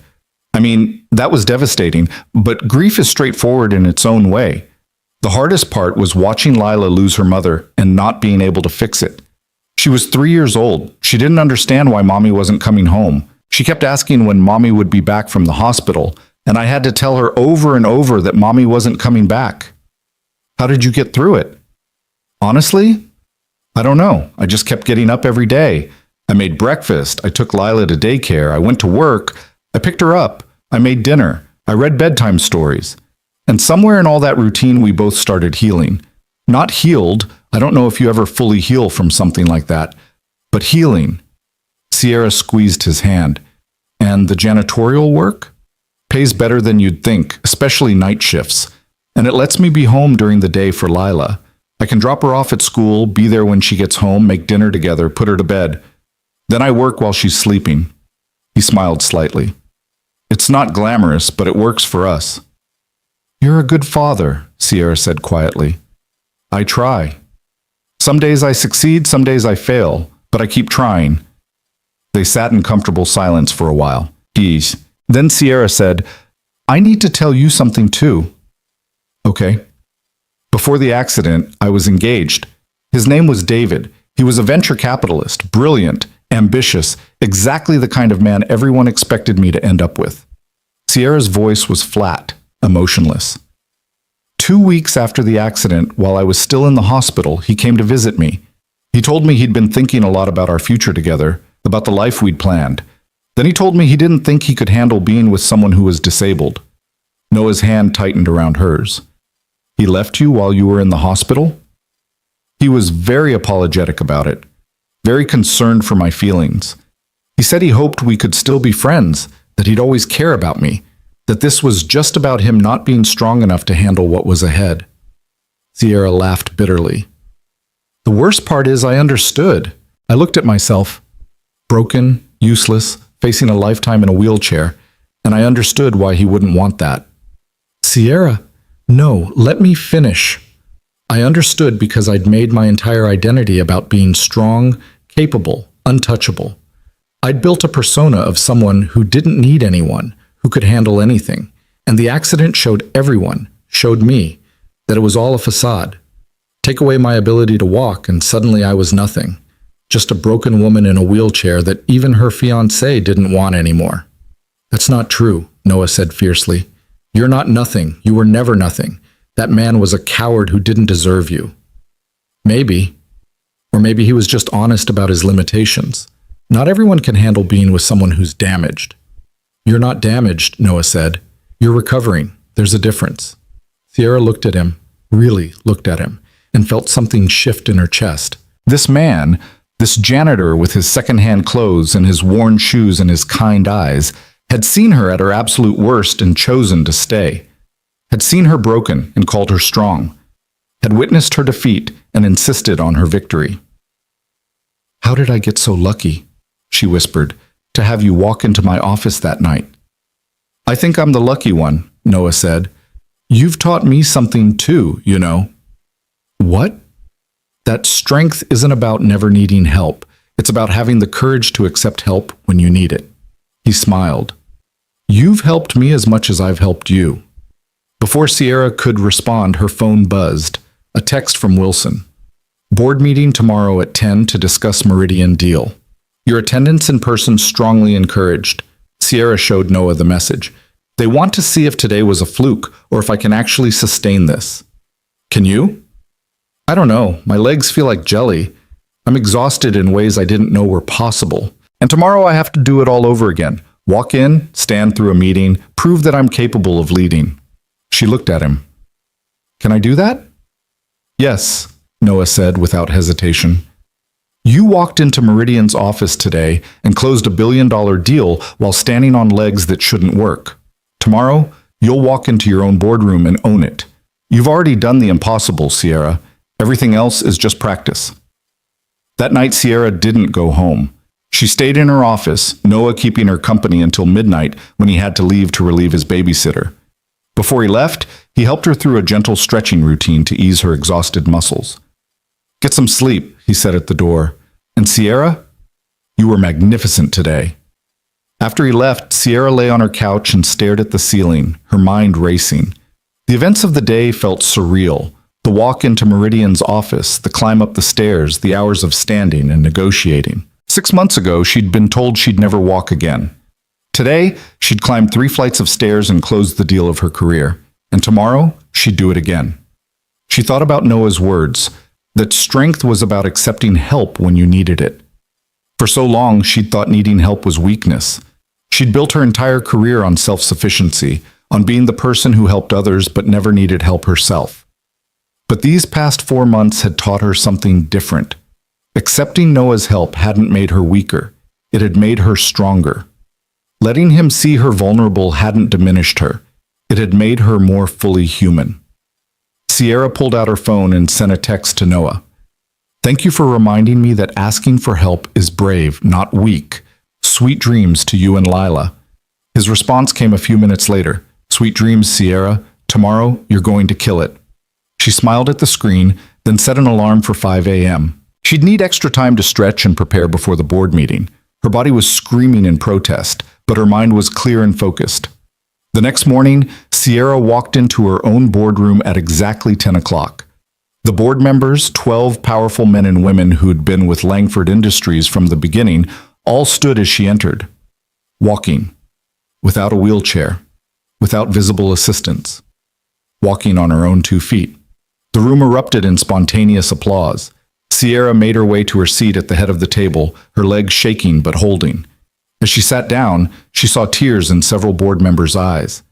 These people had known her for years, had watched her build this company from nothing, had witnessed her accident and her subsequent withdrawal, and now they were watching her return. Thank you all for coming, Sierra said, her voice steady. I know there have been questions about my ability to continue leading this company. I hope yesterday's successful negotiation with Meridian has answered some of those questions, but I want to address the elephant in the room directly. She stood up again, a calculated move that made several people gasp, and remained standing as she spoke. 6 months ago, I had an accident that should have ended my career. The medical consensus was that I would never walk again. Many of you probably thought my time as CEO was over. I thought my time as CEO was over. But someone reminded me that impossible is negotiable, and I decided to find out just how negotiable it was. Sierra paused, letting her eyes move around the table. I won't lie to you and say I'm fully recovered. I'm not. There are still days when my legs don't work the way I want them to. There are still limitations I'm working to overcome, but I am working. Every single day I'm fighting to reclaim what the accident took from me, and I'm going to win that fight. She sat back down, feeling her legs tremble with relief. So here's what I'm proposing. Give me 6 more months. 6 months to prove that I can not only walk, but lead. 6 months to execute the Meridian integration and show you that my capabilities as a CEO haven't diminished. And if at the end of that time you feel I'm not fit to continue, I'll step down willingly. But I'm asking you for those 6 months. I'm asking you to bet on me one more time. The room was silent for a long moment. Then Margaret Chen, the longest-serving board member, spoke up. Sierra, I don't think I speak out of turn when I say that every person in this room has already placed their bet on you. We've watched you build this company into what it is today. We've watched you navigate economic downturns, hostile takeovers, and market disruptions. And now we've watched you literally learn to walk again because you refuse to accept defeat. She smiled. You don't need 6 months to prove yourself. You proved yourself yesterday when you walked into Meridian's office. You proved yourself today when you walked in here. The question isn't whether you can lead this company, it's whether this company deserves to be led by someone as extraordinary as you. Sierra felt tears prick her eyes. Thank you, Margaret. That means more than you know. The meeting continued for another 2 hours, but the tone had shifted fundamentally. Sierra wasn't defending her position anymore. She was commanding it. They discussed the Meridian integration timeline, debated structural changes, and planned for Q4 targets. It was business as usual, except that their CEO was standing at the whiteboard, marker in hand, mapping out strategies while balancing on legs that had been paralyzed 4 months ago. When the meeting finally adjourned, Wilson lingered behind. That was perfect, he said. Exactly what they needed to see. It was exhausting, Sierra admitted, sinking back into her chair. But necessary. Can I ask you something? Wilson's expression was curious. Who is he? The man who came with us to San Francisco? Sierra hesitated. He's someone who helped me when I needed it most. He's more than that, Wilson observed. I saw how you looked at him, how he looked at you. I don't know what he is, Sierra said honestly. I don't know how to categorize what we have, but I know I wouldn't be standing here, literally standing, without him. Wilson nodded slowly. Well, whoever he is, whatever this is, I'm glad you found it. You've been alone too long, Sierra, even before the accident. After Wilson left, Sierra sat in the empty boardroom, thinking about his words. She had been alone for a long time. She'd convinced herself that loneliness was the price of success, that isolation was necessary for leadership. But Noah had shown her something different. That evening, when Noah arrived for their usual session, Sierra was waiting for him with an expression he couldn't quite read. What's wrong? He asked immediately. Nothing's wrong. Everything's right, actually. The board fully supports me. The Meridian deal is moving forward. My executives are starting to look at me like a CEO again, instead of a tragedy. She paused. But I need to talk to you about something. Noah set down his bag slowly. Okay. Sit down, Sierra said, gesturing to the chair across from her desk. When he hesitated, she added, Please. He sat. Sierra wheeled herself around the desk so there was nothing between them, then took a deep breath. I've been thinking about what happens next. About what this is, what we're doing here. She met his eyes. Noah, you've changed my life. You've given me back something I thought was lost forever. And somewhere in the process, you became... She stopped, struggling for words. You became the most important person in my world. Noah's expression was carefully neutral. Sierra, let me finish, please. She leaned forward. I know this is complicated. I know there are 1,000 reasons why this doesn't make sense. You're my employee, technically, even if you've been acting as my physical therapist. There's a power dynamic that makes any relationship between us problematic. You have a daughter to think about. I have a company to run and a reputation to maintain. And 6 months ago, I was engaged to someone else while you're still grieving your wife. Then why are we having this conversation? Noah asked quietly. Because despite all of that, despite every logical reason why this is a terrible idea, I can't stop thinking about you. I can't stop replaying the moment you knelt beside my wheelchair and promised to help me walk. I can't stop remembering how patient you've been, how kind, how you've seen me at my absolute worst and never once looked at me like I was broken. Her voice cracked slightly, and I need to know if I'm alone in feeling this way or if somewhere in these past 4 months you started feeling it too. The silence stretched between them, heavy with possibility and fear. Noah sat very still, his hands clasped in his lap, his face betraying nothing. Finally, he spoke. The first time I brought Lila to meet you, she asked me later if you were going to be her new mommy. Sierra's breath caught. I told her no, Noah continued. I told her you were just someone Daddy was helping, but she said, "But you smile different when you talk about her. You smile the way you used to smile when you talked about Mommy." He looked up, meeting Sierra's eyes, and I realized she was right. Somewhere along the way, helping you stopped being about physical therapy and became about wanting to see you smile, wanting to hear you laugh, wanting to be the person you turned to when things got hard. Noah, but, he interrupted gently, I'm also terrified. Jennifer's been gone for 4 years, and I still find myself reaching for my phone to text her about something funny Lila did. I still set out 2 coffee cups in the morning sometimes before I remember, and the thought of loving someone again, of opening myself up to that kind of loss again, his voice broke. I don't know if I'm capable of it. Sierra wheeled herself closer, reaching out to take his hands. I'm not asking you to stop loving Jennifer. I would never ask that. She was your wife, Lila's mother. She'll always be part of who you are. Then what are you asking? I'm asking if there's room in your life for something new, not as a replacement for what you lost, but as something separate, something that exists alongside your memories of her, not instead of them. Sierra squeezed his hands. I'm asking if you think you could take the risk of caring about someone again, knowing that life is fragile and uncertain and sometimes unfair. Noah looked at their joined hands, his thumb tracing circles on her palm. Do you know what Lila said to me last night? What? She said, Daddy, I like Miss Sierra. She's sad like us, but she's trying to be happy. Can we help her be happy? And I realized that's exactly what we've been doing.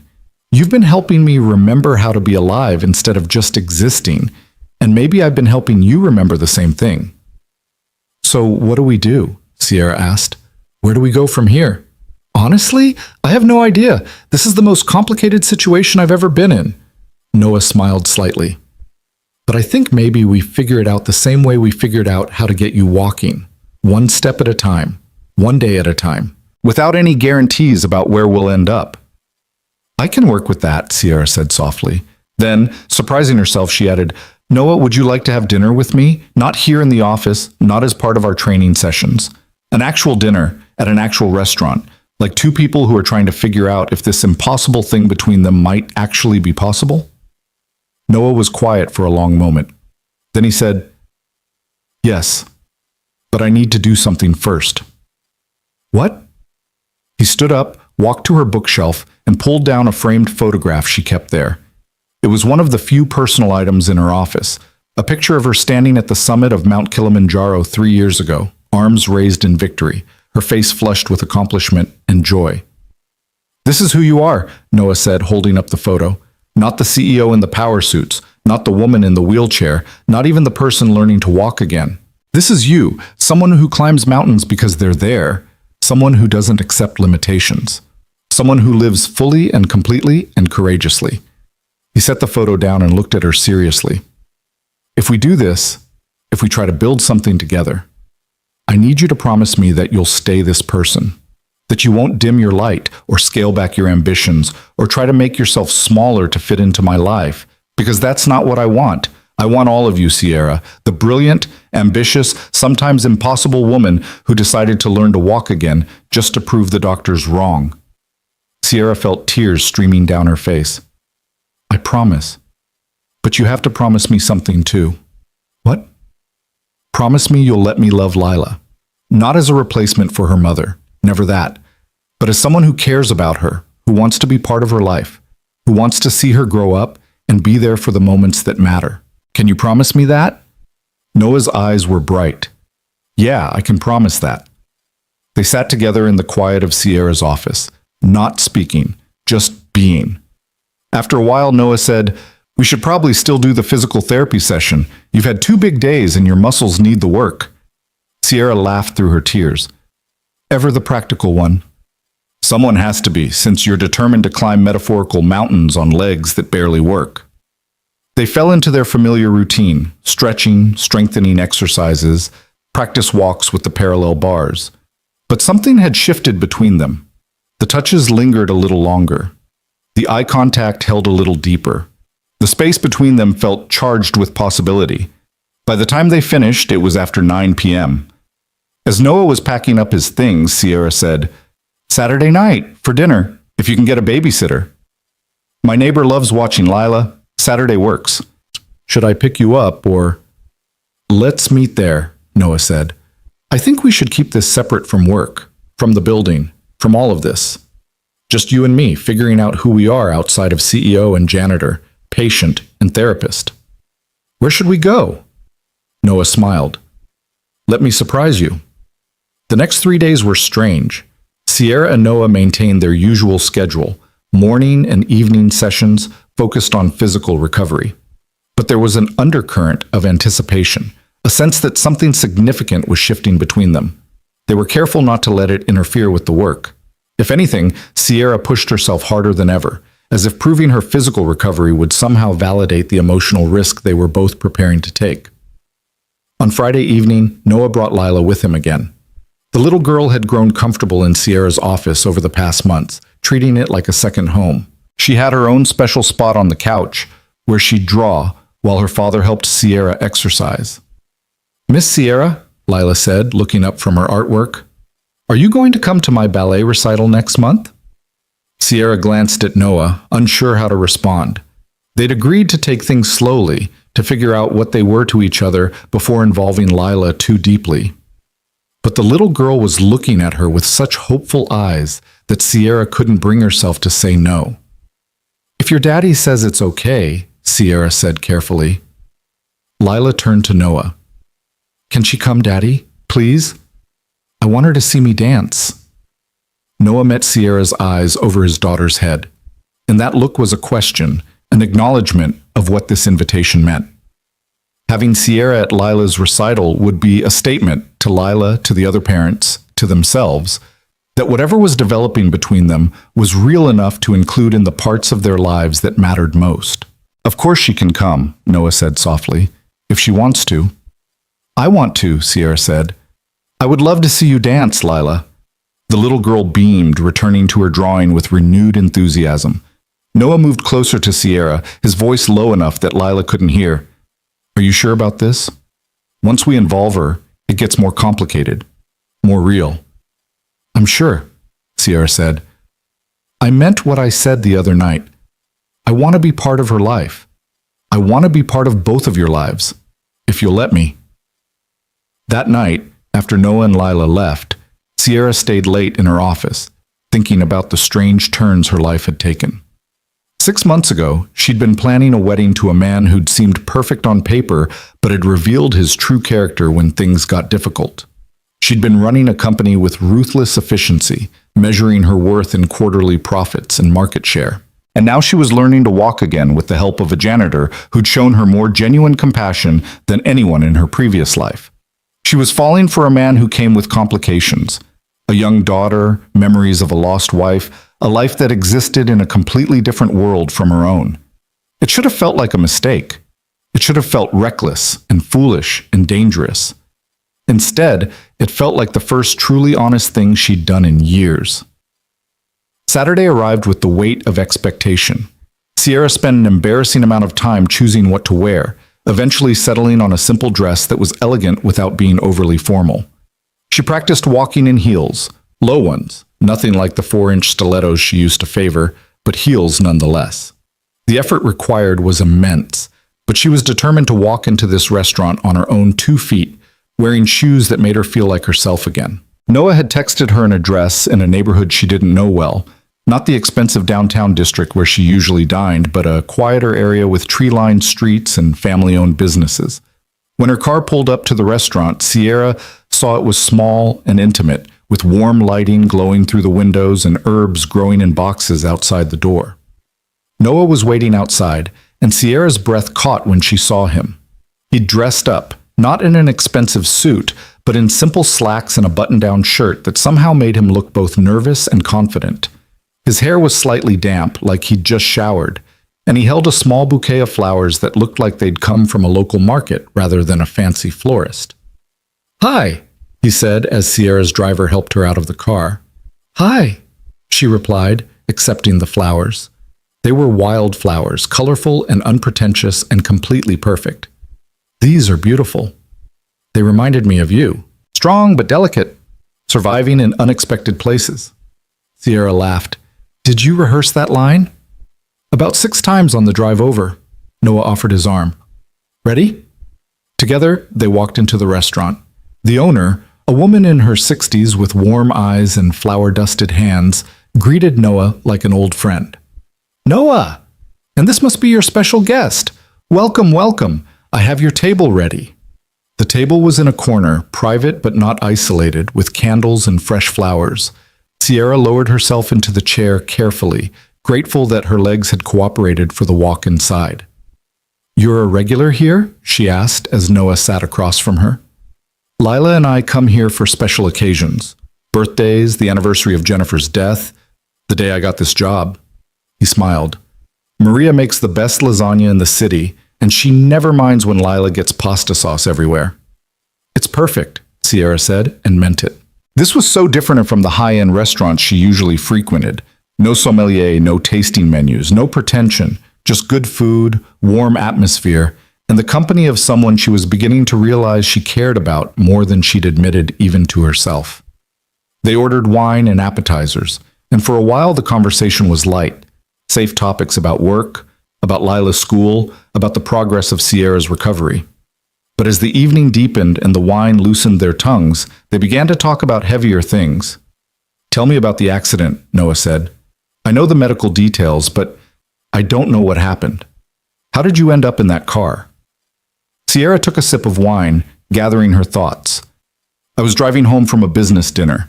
It was raining, one of those heavy fall rains that makes the roads slick and the visibility terrible. I was on the highway, probably driving too fast because I was tired and just wanted to get home, and then a semi in the next lane started to merge into my lane without signaling." She paused, the memory vivid despite the months that had passed. "I had a choice. Let him hit me or swerve. I swerved. The car hydroplaned, spun out, and slammed into the concrete divider. The impact crushed the driver's side of the car. My spine compressed at L1 and L2, and I lost consciousness immediately." "Were you alone?" "Completely. It was after 11 p.m. on a Tuesday. There wasn't much traffic. A truck driver saw the accident and called 911, but I was unconscious for almost 15 minutes before the ambulance arrived." Sierra's hands tightened around her wine glass. "The doctor said if the impact had been a few inches higher or lower, I would have died instantly. Instead, I just lost the use of my legs." "Just?" Noah raised an eyebrow. "You know what I mean. I survived. That should have felt like a victory, but for months it felt like the worst possible outcome. I was alive, but not living. Existing, but not functioning. I spent 6 months wishing the accident had finished the job." Noah reached across the table and took her hand. "I'm glad it didn't." "Me too, now, but for a long time I wasn't." Sierra met his eyes. "You saved my life, Noah. Not in the dramatic sense of pulling me from a burning building, but in the real day-to-day sense of giving me a reason to keep fighting when I'd lost all my reasons." "You saved yourself," Noah corrected gently.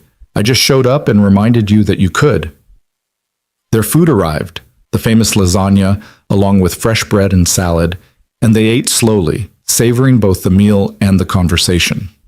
Sierra told Noah about building her company, about the early days when she'd been working 100-hour weeks and living on coffee and determination.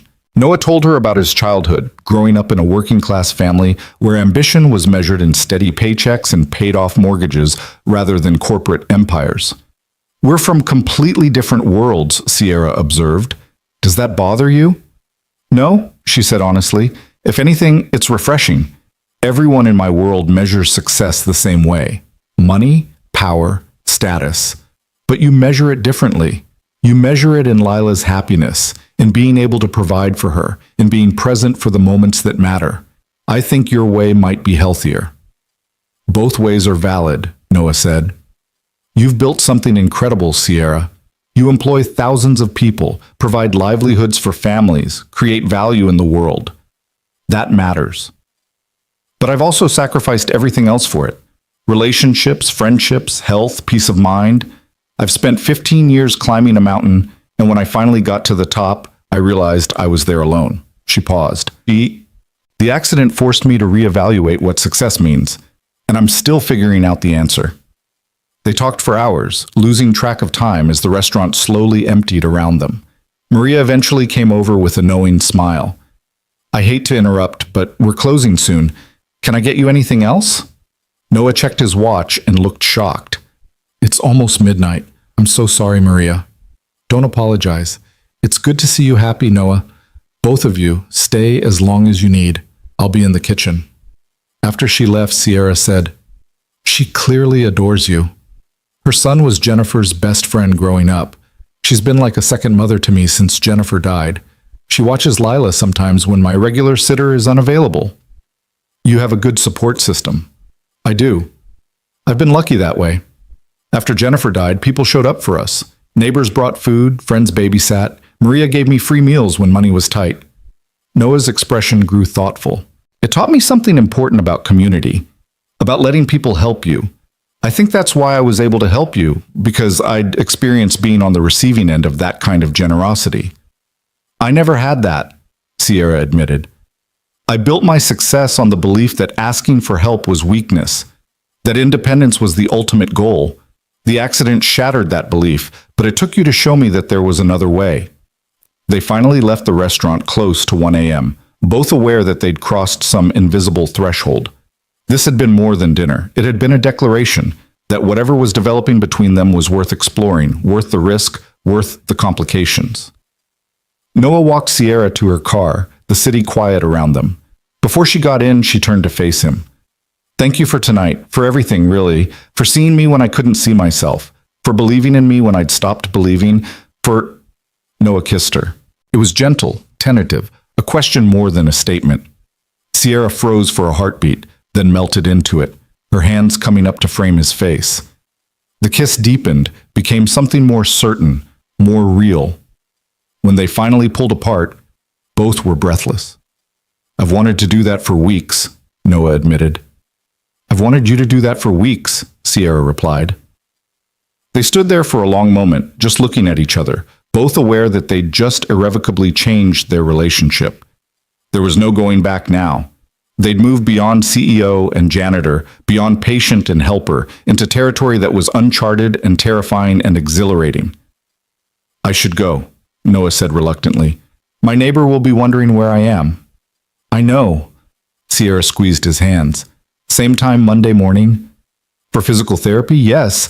But Sierra, this doesn't change that. We still need to keep working on your recovery. I can't let my feelings for you interfere with helping you walk." "Agreed. Physical therapy is physical therapy. Everything else is—" "Everything else," Noah finished. They shared one more kiss before Sierra got into her car. As her driver pulled away, she looked back to see Noah standing on the sidewalk, watching her leave, a smile on his face that made her heart flutter in ways she'd thought she'd forgotten. The next few weeks established a new rhythm. Mornings and evenings were still dedicated to physical therapy, but now there were also dinners, walks in the park with Lila, quiet evenings at Noah's modest apartment watching movies while Lila slept. Sierra found herself experiencing parts of normal life she'd missed during her climb to the top. Grocery shopping, playground visits, bedtime stories.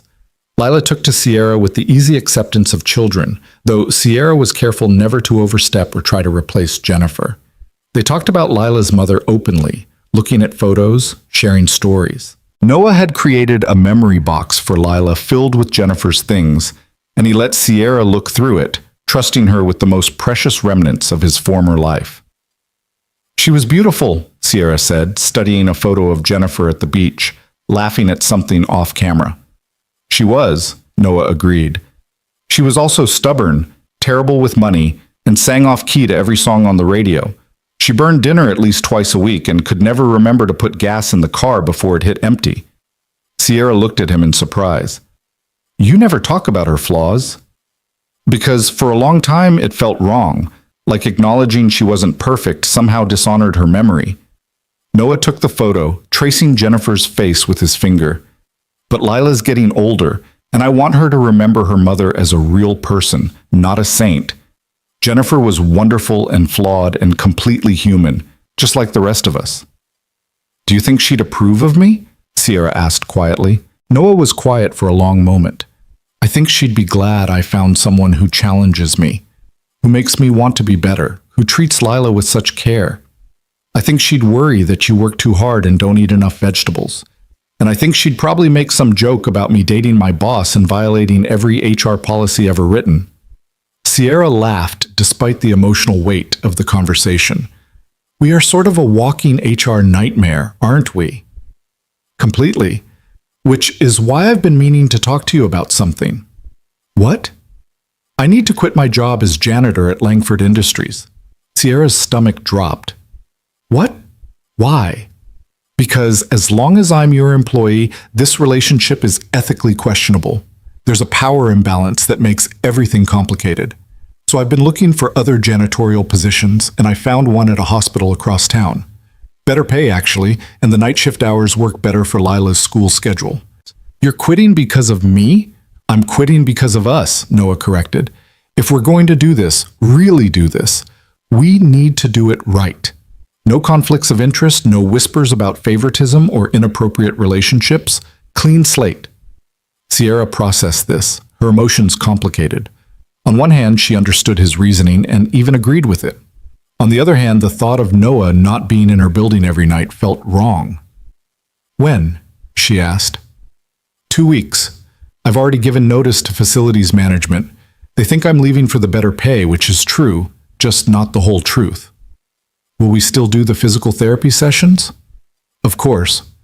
But maybe we should start transitioning you to a real physical therapist soon. Someone with actual credentials and training. Noah held up his hand when Sierra started to protest. I'm not abandoning you. I'm just acknowledging that you've progressed beyond what I can help with.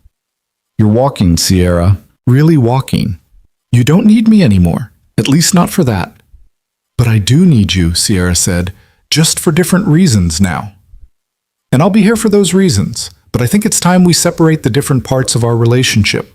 I want to be your partner, not your therapist, your equal, not your employee. Sierra understood what he was saying, even appreciated it, but the transition still felt bittersweet. These past months, their physical therapy sessions had been the scaffolding around which everything else was built. Without that structure, they'd have to figure out how to be together in a more normal way. A week later, Sierra attended Lila's ballet recital. She sat in the audience between Noah and his neighbor, Marcus, watching 4-year-olds stumble through a simplified version of Swan Lake. Lila was in the second row, her face serious with concentration as she tried to remember the moves. When the performance ended, Lila bounded off stage and ran straight to Sierra. Did you see me? Did you see my pirouette? You were magnificent, Sierra said, hugging the little girl. A natural prima ballerina. Later, at the ice cream shop where they'd gone to celebrate, Lila asked Sierra, Are you going to be Daddy's girlfriend? Noah choked on his coffee. Lila, that's not... We haven't... It's okay, Sierra said, meeting Noah's eyes over Lila's head. Then she looked at the little girl seriously. Would that be okay with you if I was? Lila considered this carefully, her face scrunched in thought. Would you still be Miss Sierra, or would I have to call you something else? You can call me whatever feels right to you. And would you come to my stuff, like school plays and parent days and birthday parties? If you want me to, yes. And would you read me bedtime stories sometimes? I would love to read you bedtime stories. Lila nodded decisively. Then yes, you can be Daddy's girlfriend, but you have to promise not to leave us like Mommy did. The request was so innocent, so heartbreaking, that Sierra felt tears spring to her eyes. She looked at Noah, who was clearly struggling with his own emotions. Sweetheart, Noah said gently, Mommy didn't choose to leave us. She died. That's different. But people leave sometimes anyway, Lila insisted, her lower lip trembling. My friend Emma's daddy left, and he didn't die. He just left. Sierra took Lila's small hands in hers. I can't promise I'll never die, because that's not something anyone can promise. But I can promise that I won't choose to leave. I care about you and your daddy very much, and I want to be part of your lives for as long as you'll have me, okay? Lila studied her face for a long moment, then nodded. Okay. Can I have sprinkles on my ice cream now? The crisis passed as quickly as it had arrived, as things often did with children. But later, after they dropped Lila off with Marcus for a sleepover, Noah and Sierra sat in his car, processing what had happened. I'm sorry about that, Noah said. She's been asking more questions about death lately. I think she's processing Jennifer's death in new ways as she gets older. Don't apologize. She was being honest about her fears. That's healthy. Sierra paused. But Noah, what she asked me about promises, I meant what I said. I'm not going anywhere. I know it's early. I know we're still figuring this out. But I need you to know that I'm committed to this, to us, to all of us. Noah reached over and took her hand. I know. I can see it in how you are with her, in how patient you are, how you never try to replace Jennifer, but just exist alongside the memory of her. He smiled. Lila loves you, you know. She told me last week that you're her favorite grown-up besides me and Marcus. She's a remarkable kid. You've done an amazing job raising her alone. I haven't been alone. I've had help. Marcus, Maria, my parents, even though they live across the country. And now I have you. He brought her hand to his lips. You've made my life better in ways I didn't know it could be better.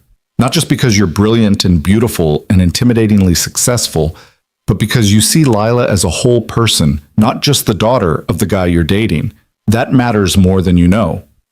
They sat together in comfortable silence, watching the city lights, both aware that they were building something rare and precious. Something that had started in the most unlikely way, with a janitor kneeling beside a wheelchair in an empty office, and had grown into this complex, beautiful thing that neither of them had been looking for but both desperately needed. A month later, Sierra stood on the stage at the annual Langford Industries Gala, the company's biggest event of the year. 500 employees, investors, and industry leaders filled the ballroom, all watching as their CEO walked across the stage. Walked, without a wheelchair, without visible support, her gait still slightly uneven, but unmistakably mobile. The applause was thunderous. Sierra reached the microphone and waited for the noise to die down. Thank you all for being here tonight. This year has been transformative for Langford Industries. We closed the Meridian acquisition, expanded into 3 new markets, and posted record profits for the 5th consecutive quarter. By any measure, this has been a successful year. She paused, looking out at the crowd. But I want to talk about a different kind of success tonight, one that doesn't show up in quarterly reports or shareholder meetings. 6 months ago, I was told I would never walk again. The doctors were very confident about that, and I believed them. I accepted that my life as I'd known it was over. The room was completely silent. But then someone reminded me that impossible is just a word, that limitations are often more negotiable than they seem, that giving up is a choice, not an inevitability. Sierra's voice strengthened. So I made a different choice. I chose to work, to fight, to show up every single day and do the hard, painful, frustrating work of recovery. And you all just saw the result, me walking across this stage on my own 2 feet. She smiled. I'm telling you this not to inspire you or to present myself as some kind of hero. I'm telling you this because I want you to understand something about this company. Langford Industries was built on the principle that we don't accept limitations, that we push boundaries, challenge assumptions, and refuse to settle for what everyone else thinks is possible. And this year, I had to apply that principle to my own body, my own life. Sierra looked directly at Noah, who was standing at the back of the ballroom in a proper suit this time, Lila beside him in a fancy dress. I couldn't have done it alone. None of us ever do anything truly great alone. We need people who believe in us when we don't believe in ourselves, who show up day after day asking nothing in return except our continued effort, who see potential where others see limitation. She raised her glass. So tonight I want to toast not just to this company's success, but to the kind of success that really matters, to the people who help us when we fall, to the courage to ask for that help, and to the understanding that our greatest strengths often come from our willingness to be vulnerable, to admit we need others, to accept help when it's offered. The crowd erupted in applause again, and Sierra made her way carefully down the stage stairs. Noah met her at the bottom, offering his arm with a smile that was proud and private and full of love. "That was a hell of a speech," he murmured as they walked together toward their table. "I had a hell of an inspiration," Sierra replied. The rest of the evening passed in a blur of congratulations and conversations. People who hadn't spoken to Sierra in months, who'd written her off after the accident, now lined up to shake her hand and comment on her remarkable recovery. Sierra accepted their praise graciously, but she was acutely aware that many of these same people had been ready to push her out when she'd seemed weak. Only Noah had seen her at her worst and stayed anyway. Late in the evening, after Lila had fallen asleep in her chair and the crowd had thinned, Wilson approached their table. "Can I speak with you privately, Sierra?" They stepped out onto the terrace overlooking the city. Wilson was quiet for a moment, then said, "I owe you an apology." "For what?" "For doubting you. After the accident, I started preparing to take over as CEO. I told myself I was just being prudent, planning for all contingencies, but the truth is I'd given up on you. I thought you were done." He met her eyes. "I was wrong. What you've accomplished in these past months, not just the physical recovery, but the way you've taken back control of the company, closed the Meridian deal, reinvigorated the leadership team, it's extraordinary, and I'm sorry I doubted you." Sierra was quiet, processing this. "Thank you for saying that, and for being honest," she paused. "But Wilson, I need to be honest too. 6 months ago, you were right to doubt me. I had given up. If you'd taken over as CEO then, it would have been the right move for the company. I wasn't capable of leading. But you are now. Because someone reminded me that I could be. That's the difference, Wilson. When I fell, you prepared to replace me. And I don't blame you for that. It was the logical business decision. But Noah knelt beside me and said, "I'll help you stand." And that made all the difference. Wilson looked back through the windows at Noah, who was gently carrying a sleeping Lila toward the exit. "He's good for you. I can see it. You're different now, still driven, still brilliant, but more human somehow, more real.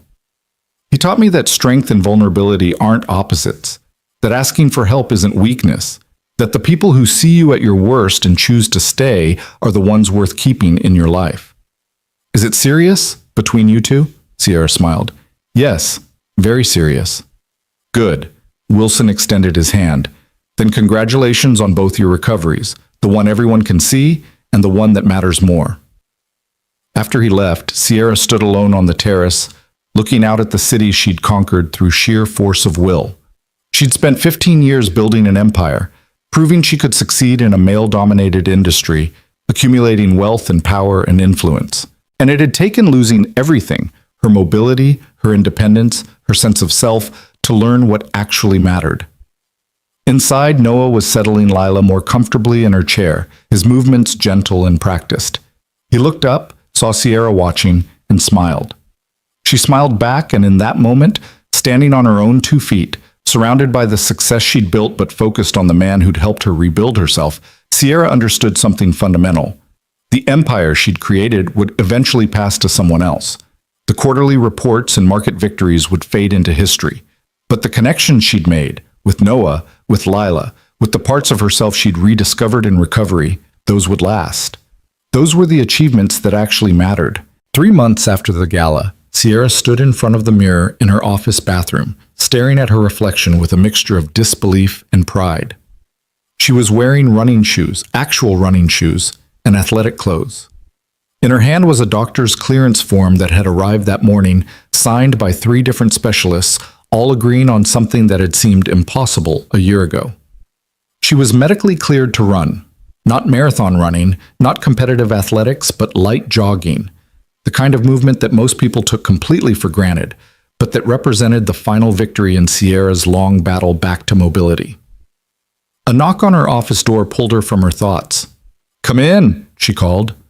Noah entered, Lila bouncing beside him. It was Saturday, and they'd planned to spend the day together. The 3 of them had fallen into a comfortable routine of weekend adventures that ranged from zoo visits to cooking experiments in Noah's tiny kitchen. "You're wearing workout clothes," Noah observed, his eyes widening as he took in her outfit. "Sierra, what are you planning?" She held up the clearance form, unable to contain her grin. "Dr. Morrison called this morning. All 3 specialists reviewed my latest scans and mobility assessments.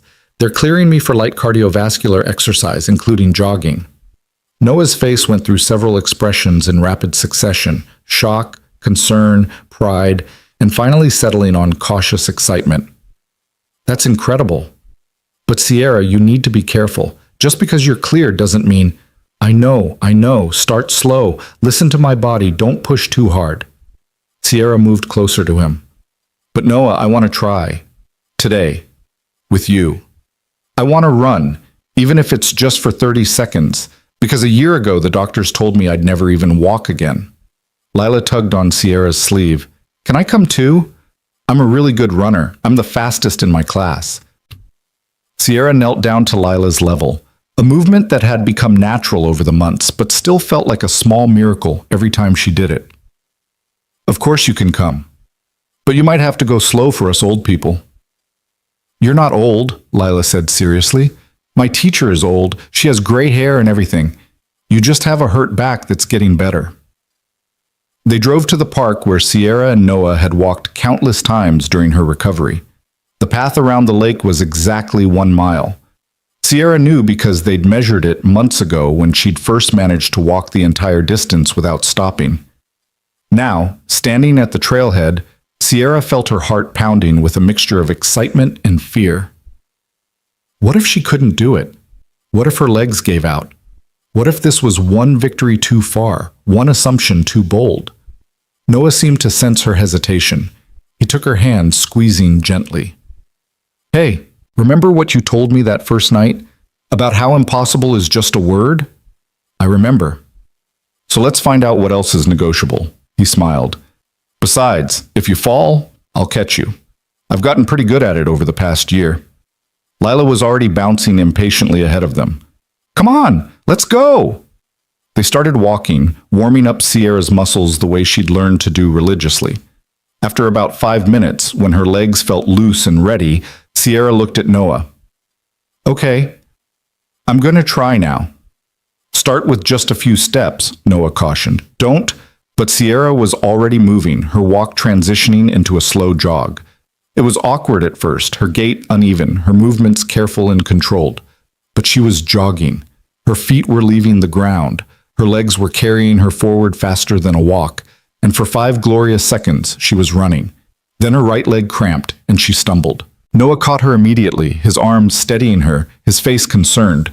"You okay?" "I'm perfect," Sierra gasped, laughing and crying at the same time. "I ran, Noah. Did you see that? I actually ran." "I saw it." His voice was thick with emotion. "You're incredible. You know that?" "Again," Sierra said, straightening up. "I want to try again." They continued around the lake, Sierra attempting short bursts of jogging interspersed with walking.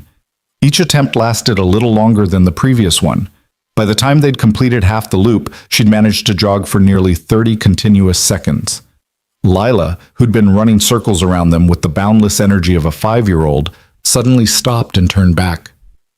"Miss Sierra, you're doing it! You're really running!" The joy on the little girl's face made Sierra's chest tight.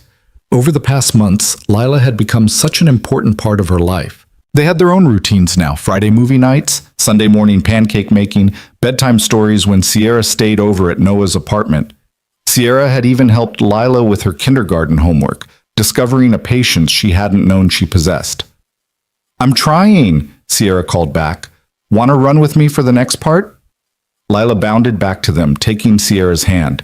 Together they jogged slowly down the path, Noah keeping pace beside them, ready to catch Sierra if needed, but giving her space to find her own rhythm. They made it another 50 yards before Sierra had to stop, her legs shaking with exhaustion. But she was grinning so widely her face hurt. That was amazing, Noah said, pulling her into a hug. Absolutely amazing. I have an idea, Sierra said, catching her breath. There's a 5K charity run next month, the one that benefits children's hospitals.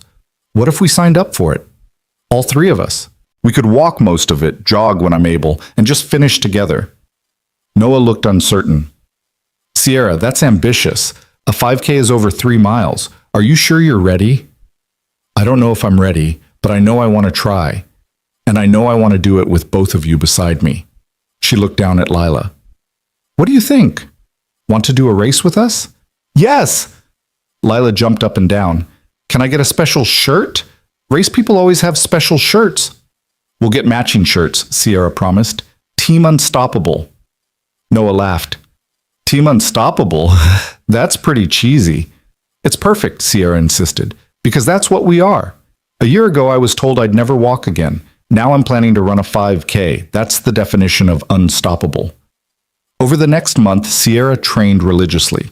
She worked with a professional physical therapist 3 times a week, continued her exercises with Noah, and gradually built up her endurance. The progress was slower than she wanted. Some days she could barely walk, let alone run. But it was progress nonetheless.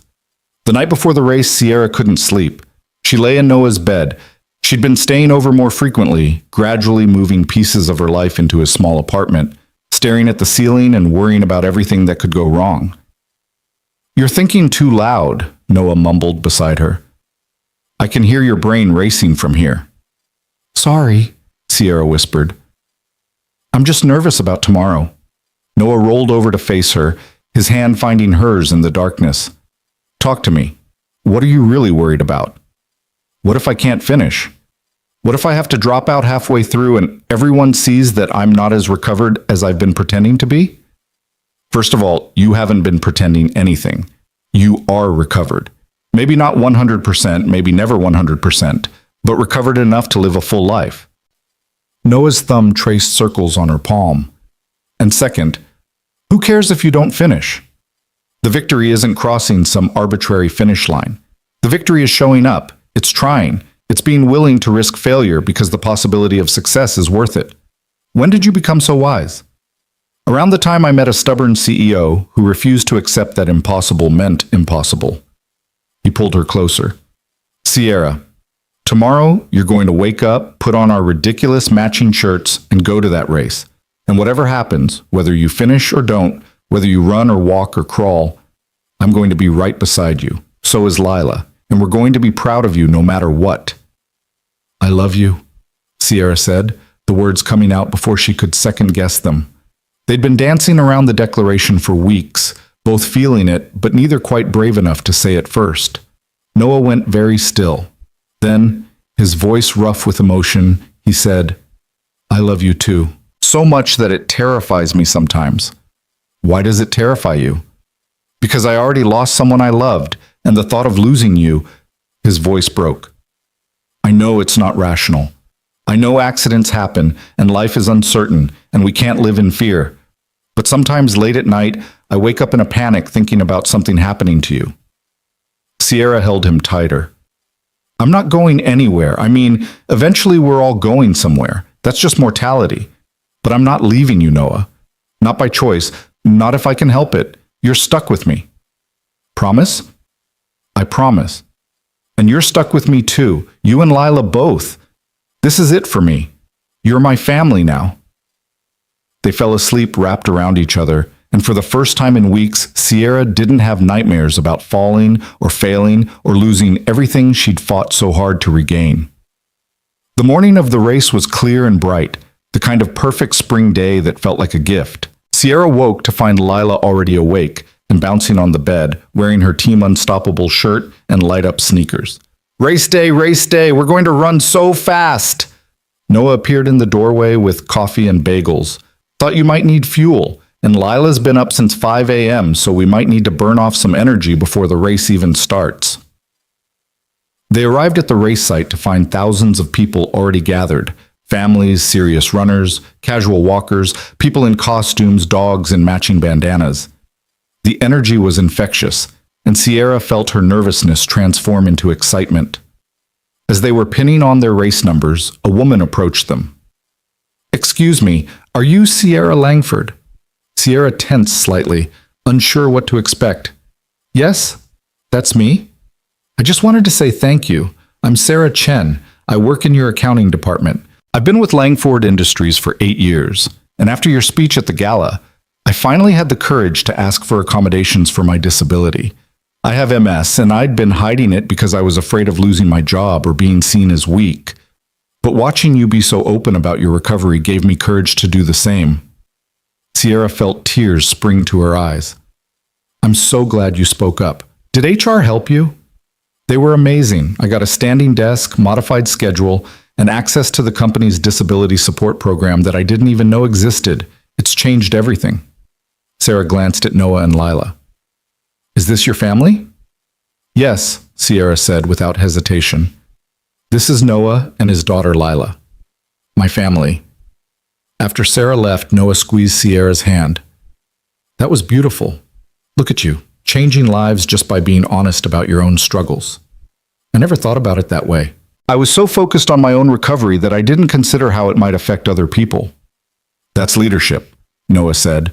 "Not the kind that comes from quarterly reports or board meetings, but the kind that comes from being human and vulnerable and showing people that it's okay to need help." The race began with a blast from an air horn, and the crowd surged forward. Sierra, Noah, and Lila stayed toward the back, moving at a comfortable pace. They walked the first half mile, letting Sierra's muscles warm up properly. Then, when Sierra felt ready, she began to jog. Her pace was slow, barely faster than the walkers around them, but she was running. Her legs were moving, her feet were striking the pavement in that distinctive rhythm, and she was doing what the doctors had said was impossible. Lila ran alongside her, chattering excitedly about everything she saw: the people in funny costumes, the volunteers handing out water, the dogs participating in the race. Noah stayed close, his presence steady and reassuring, ready to help if needed, but letting Sierra push herself. They made it through the first mile before Sierra had to stop and walk. Her legs were shaking, her breathing labored, but she felt triumphant. "1 mile," she gasped. "I just ran a mile." "You're incredible," Noah said, offering her water. "Want to keep going or take a break?" "Keep going, but walking for now." They walked through the second mile, Sierra's muscles gradually recovering. By the time they reached the 2.5-mile marker, she felt ready to try running again. This time, she managed to jog for nearly a quarter mile before her legs demanded a walking break. As they approached the final stretch, Sierra could see the finish line ahead. The crowd was cheering, music was playing, and volunteers were holding up encouraging signs. She looked at Noah and Lila, both of them smiling at her with such pride and love that her chest felt tight. "Ready for the final push?" Noah asked. Sierra took Lila's hand on one side and Noah's hand on the other. "Together?" "Together," they agreed. The three of them began to run toward the finish line. Sierra's pace was slow and her gait was awkward, but she was running. After everything, the accident, the months in a wheelchair, the painful rehabilitation, the moments of despair when she'd wanted to give up, she was running across a finish line with the two people she loved most in the world. When they crossed the line, Sierra's legs immediately gave out, and she collapsed onto the grass beyond the finish area. Noah and Lila collapsed beside her, all three of them laughing and gasping for breath. "We did it!" Lila shouted. "We ran the whole race!" "We did," Sierra agreed, pulling the little girl into a hug. "We really did." A volunteer came over with water bottles and medals, cheap plastic things that probably cost $1 to make. But Sierra clutched hers like it was Olympic gold. "Congratulations on finishing," the volunteer said. Then recognizing Sierra, she added, "Ms. Langford, it's an honor. My daughter was treated at Children's Hospital last year. Thank you for supporting this cause." After the volunteer left, Sierra lay back on the grass, staring up at the blue sky, feeling utterly exhausted and completely alive. Noah lay beside her, their hands linked, while Lila ran off to get cookies from the refreshment tent. "I need to tell you something," Sierra said. "Okay." "I've been thinking about the company, about my role there, about what I want the next chapter of my life to look like." She turned her head to look at him. "I'm stepping back." Noah propped himself up on his elbow, surprised. "What do you mean?" "Not stepping down entirely, but I'm moving to an executive chairman role. Wilson will become CEO. I'll still be involved in major decisions, still guide strategy, but I won't be running day-to-day operations anymore." Sierra sat up, her eyes bright with certainty. "I spent 15 years building that company at the expense of everything else. And then I spent a year learning what actually matters. I don't want to go back to 80-hour weeks and missing the moments that count." "Sierra, you don't have to do this for me. I never asked you to." "I'm not doing it for you. I'm doing it for me. For us. For the life I want to build that includes more than just work." She squeezed his hand. "I want to be present for Lila's school plays and soccer games. I want to have dinner with you more than twice a week. I want to travel and volunteer, and maybe even sit still for longer than 5 minutes without feeling guilty about it." Noah was quiet for a long moment. "Are you sure? You've worked so hard to build Langford Industries. I don't want you to resent giving it up." "I'm not giving it up. I'm redefining what success means to me. For years, I measured my worth by how much I could accomplish, how hard I could work, how high I could climb. But the accident taught me something crucial. None of that matters if you don't have people to share it with. None of it means anything if you're too busy climbing to notice the view." Lila ran back with cookies for all of them, and they sat together on the grass, eating and watching other runners cross the finish line. After a while, Lila asked, "Miss Sierra, can I ask you something?" "Of course, sweetie." "Are you going to marry my daddy?" Noah choked on his cookie. "Lila, you can't just ask people that." But Sierra was laughing. "You know what? That's a very good question." She looked at Noah, her expression suddenly serious. "What do you think? Should I marry your daddy?" Noah's eyes were wide. "Sierra, you don't have to. This isn't. We haven't even talked about. I'm talking about it now." Sierra's voice was steady, certain. "I love you, Noah. I love Lila. I love the life we're building together, and I want to make it official. So yes, Lila, I would very much like to marry your daddy, if he'll have me." "Is that a proposal?" Noah asked, his voice strange. "I guess it is. I'm proposing to you in the middle of a park, covered in sweat, eating a cheap cookie with your 5-year-old daughter as a witness. It's probably the least romantic proposal in history, but it's honest and real and very us." Noah started laughing, then crying, then both at once. "Yes, God, yes, of course I'll marry you." Lila squealed and threw her arms around both of them. "We're going to be a real family. Can I be in the wedding? Can I wear a fancy dress? Can we have cake?" "You can absolutely be in the wedding," Sierra promised. "The most important person in the wedding, actually. What do you think about being our flower girl?" "What's a flower girl?" "Someone who walks down the aisle throwing flower petals and looking adorable. Think you can handle that?" "I can be so adorable," Lila said seriously. "I'm adorable every day. Daddy says so."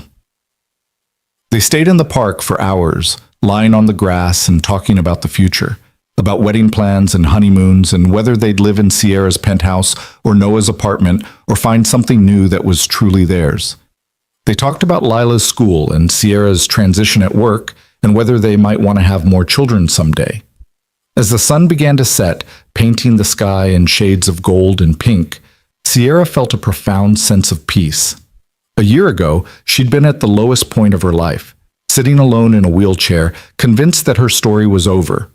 But it hadn't been over. It had just been the end of one chapter and the beginning of something entirely new.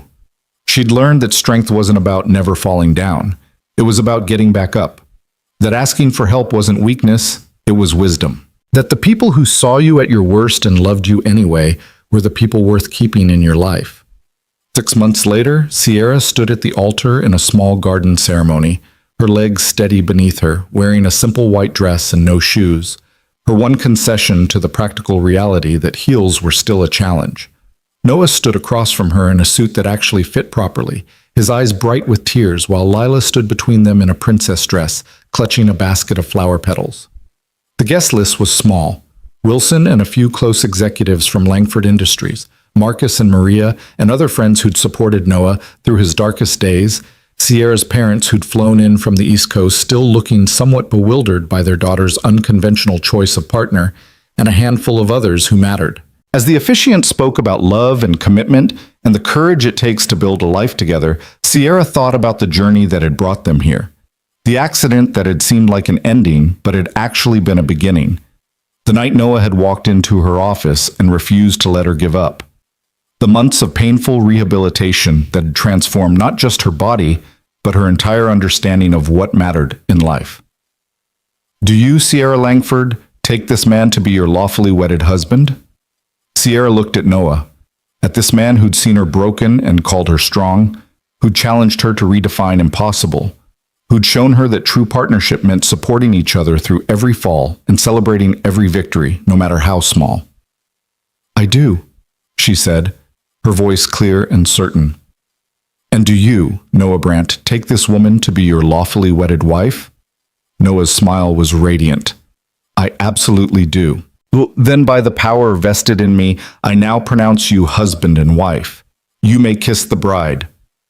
They kissed while Lila threw flower petals with wild enthusiasm, showering them in a storm of pink and white.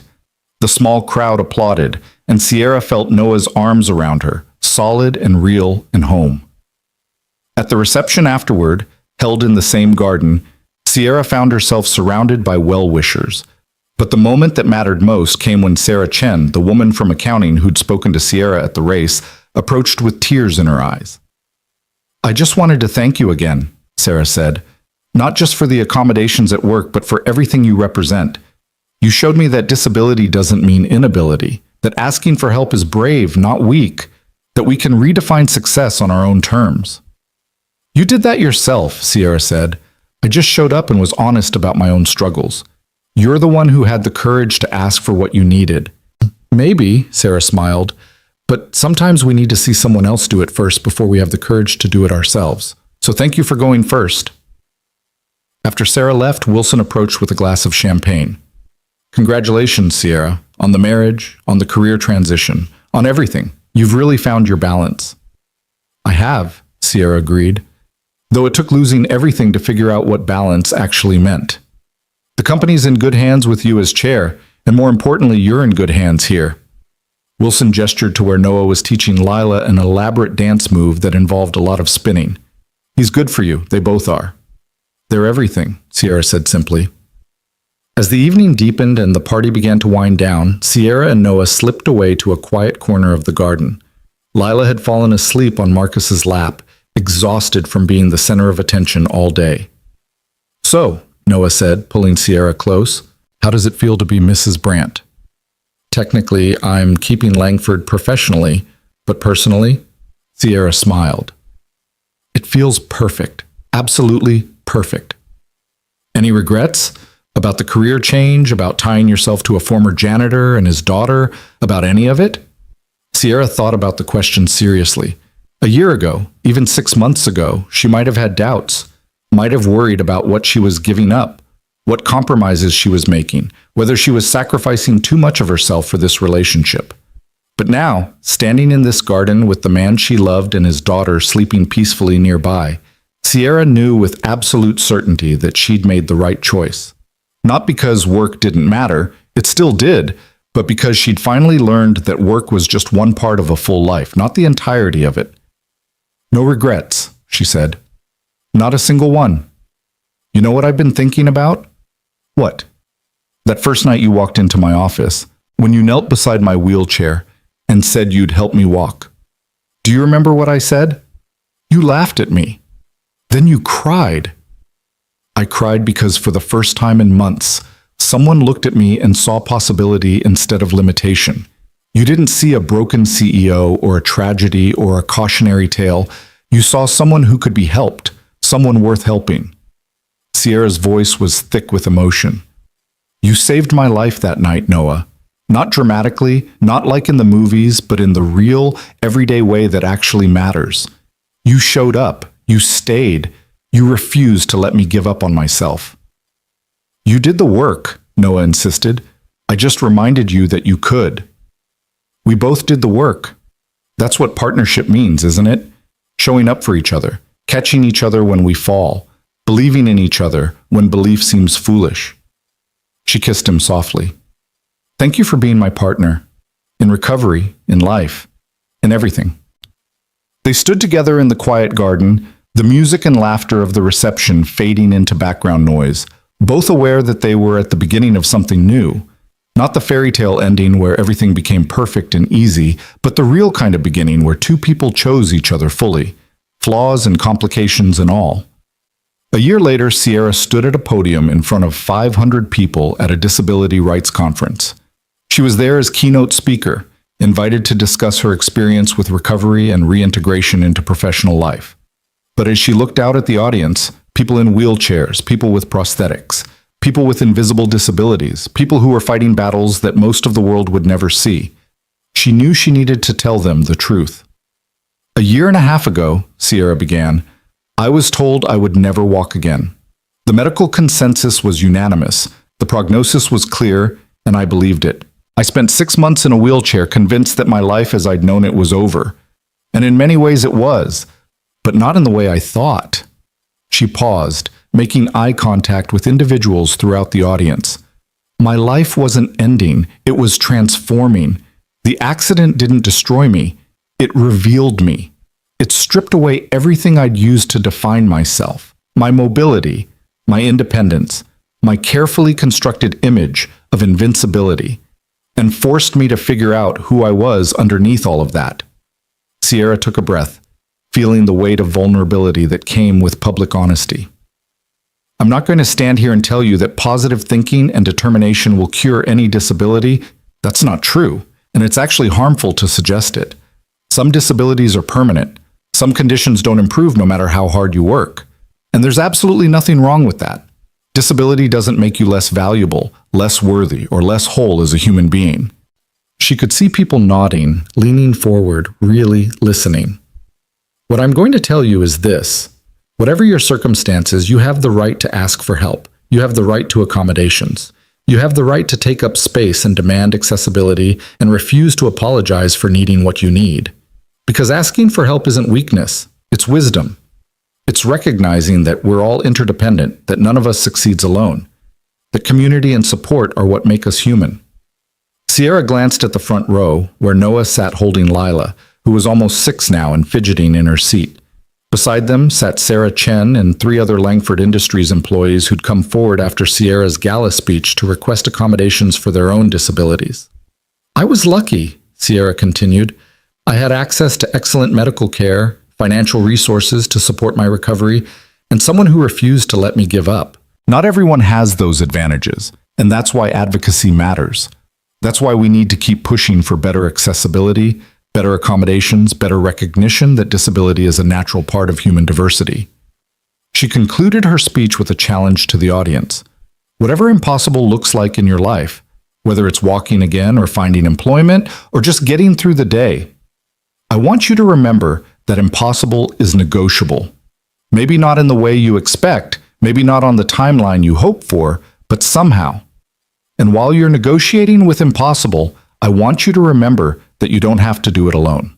Find your people, build your community, accept help when it's offered, and ask for it when it's not. Because that's not giving up, that's fighting smart.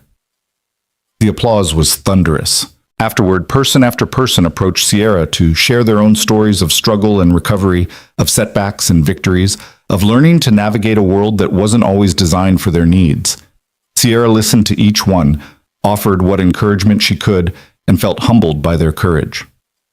That evening, back at the home Sierra and Noah had bought together, a single-story house with wide doorways and no stairs, designed with accessibility in mind even though Sierra rarely needed accommodations anymore. They sat on the back patio watching Lila chase fireflies in the yard. You were amazing today, Noah said, his arm around Sierra's shoulders. The way you spoke to that audience, the honesty, the vulnerability, it was powerful. I just told the truth. That's all I can ever do. The truth is revolutionary, Noah replied. especially when it comes from someone with your platform. You're changing minds, Sierra. You're showing people that success and disability aren't mutually exclusive. Sierra leaned into him, watching Lila's joyful pursuit of the glowing insects. Do you ever think about that first night when you walked into my office? All the time. Do you ever wonder what would have happened if you hadn't? If you just walked past, kept cleaning, gone home? Noah was quiet for a moment. I think you would have found your way eventually. Maybe not as quickly, maybe not in the same way, but you're too strong to stay down permanently. I'm not so sure about that. I was in a pretty dark place. But you're not anymore, and neither am I. Noah kissed the top of her head. We saved each other, Sierra. You gave my life meaning beyond just surviving. You showed me that it's possible to love again after loss. You gave Lila a mother figure who loves her unconditionally. That's not nothing. No, Sierra agreed, her throat tight with emotion. That's everything. Lila ran up to them, breathless and grinning, a firefly cupped carefully in her hands. Look, I caught one. Can we keep it? We have to let it go, sweetheart, Noah said gently. Fireflies need to be free to fly. But I caught it fair and square. Sierra knelt down to Lila's level, still one of her favorite small victories, the ability to kneel and rise without assistance. I know you did, but sometimes the most loving thing we can do is let beautiful things be free. Watch. She helped Lila open her hands, and together they watched the firefly orient itself, test its wings, and then take flight, joining the constellation of glowing insects dancing through the evening air. See? Sierra said. Now it can do what it was meant to do, and we get to watch and appreciate its beauty without owning it. Lila thought about this for a moment, then nodded.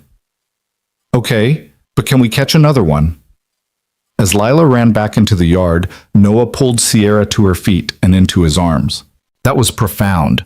The metaphor about letting things be free. I learned it from you, Sierra said. You never tried to cage me or limit me or make me smaller to fit into your life. You let me be exactly who I was and loved me anyway. That's because who you are is extraordinary.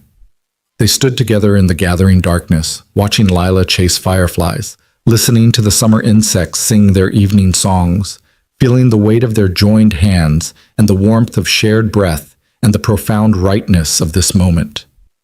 Sierra thought about the long road that had brought them here, through accident and recovery, through despair and hope, through the painful process of learning to walk again, both literally and metaphorically. She thought about the woman she'd been before the accident, so focused on professional success that she'd forgotten to build a personal life. And she thought about who she'd become, not despite the accident, but because of it and everything that came after. I wouldn't change it, she said suddenly. Change what? Any of it. The accident, the recovery, all of it. I know that's probably terrible to say. I know I should wish it had never happened, but if I could go back and prevent the accident, I'm not sure I would. Because then I wouldn't have this. I wouldn't have you and Lila. I wouldn't have learned the things I needed to learn about what actually matters in life. Noah was quiet, understanding the weight of what she was saying. That's not terrible. That's just honest. Sometimes the worst things that happen to us lead to the best things in our lives. Not because the trauma was good, but because we're capable of growing from it. Exactly. Sierra rested her head against his shoulder. I'm grateful for the woman I've become, even if I had to break completely to become her.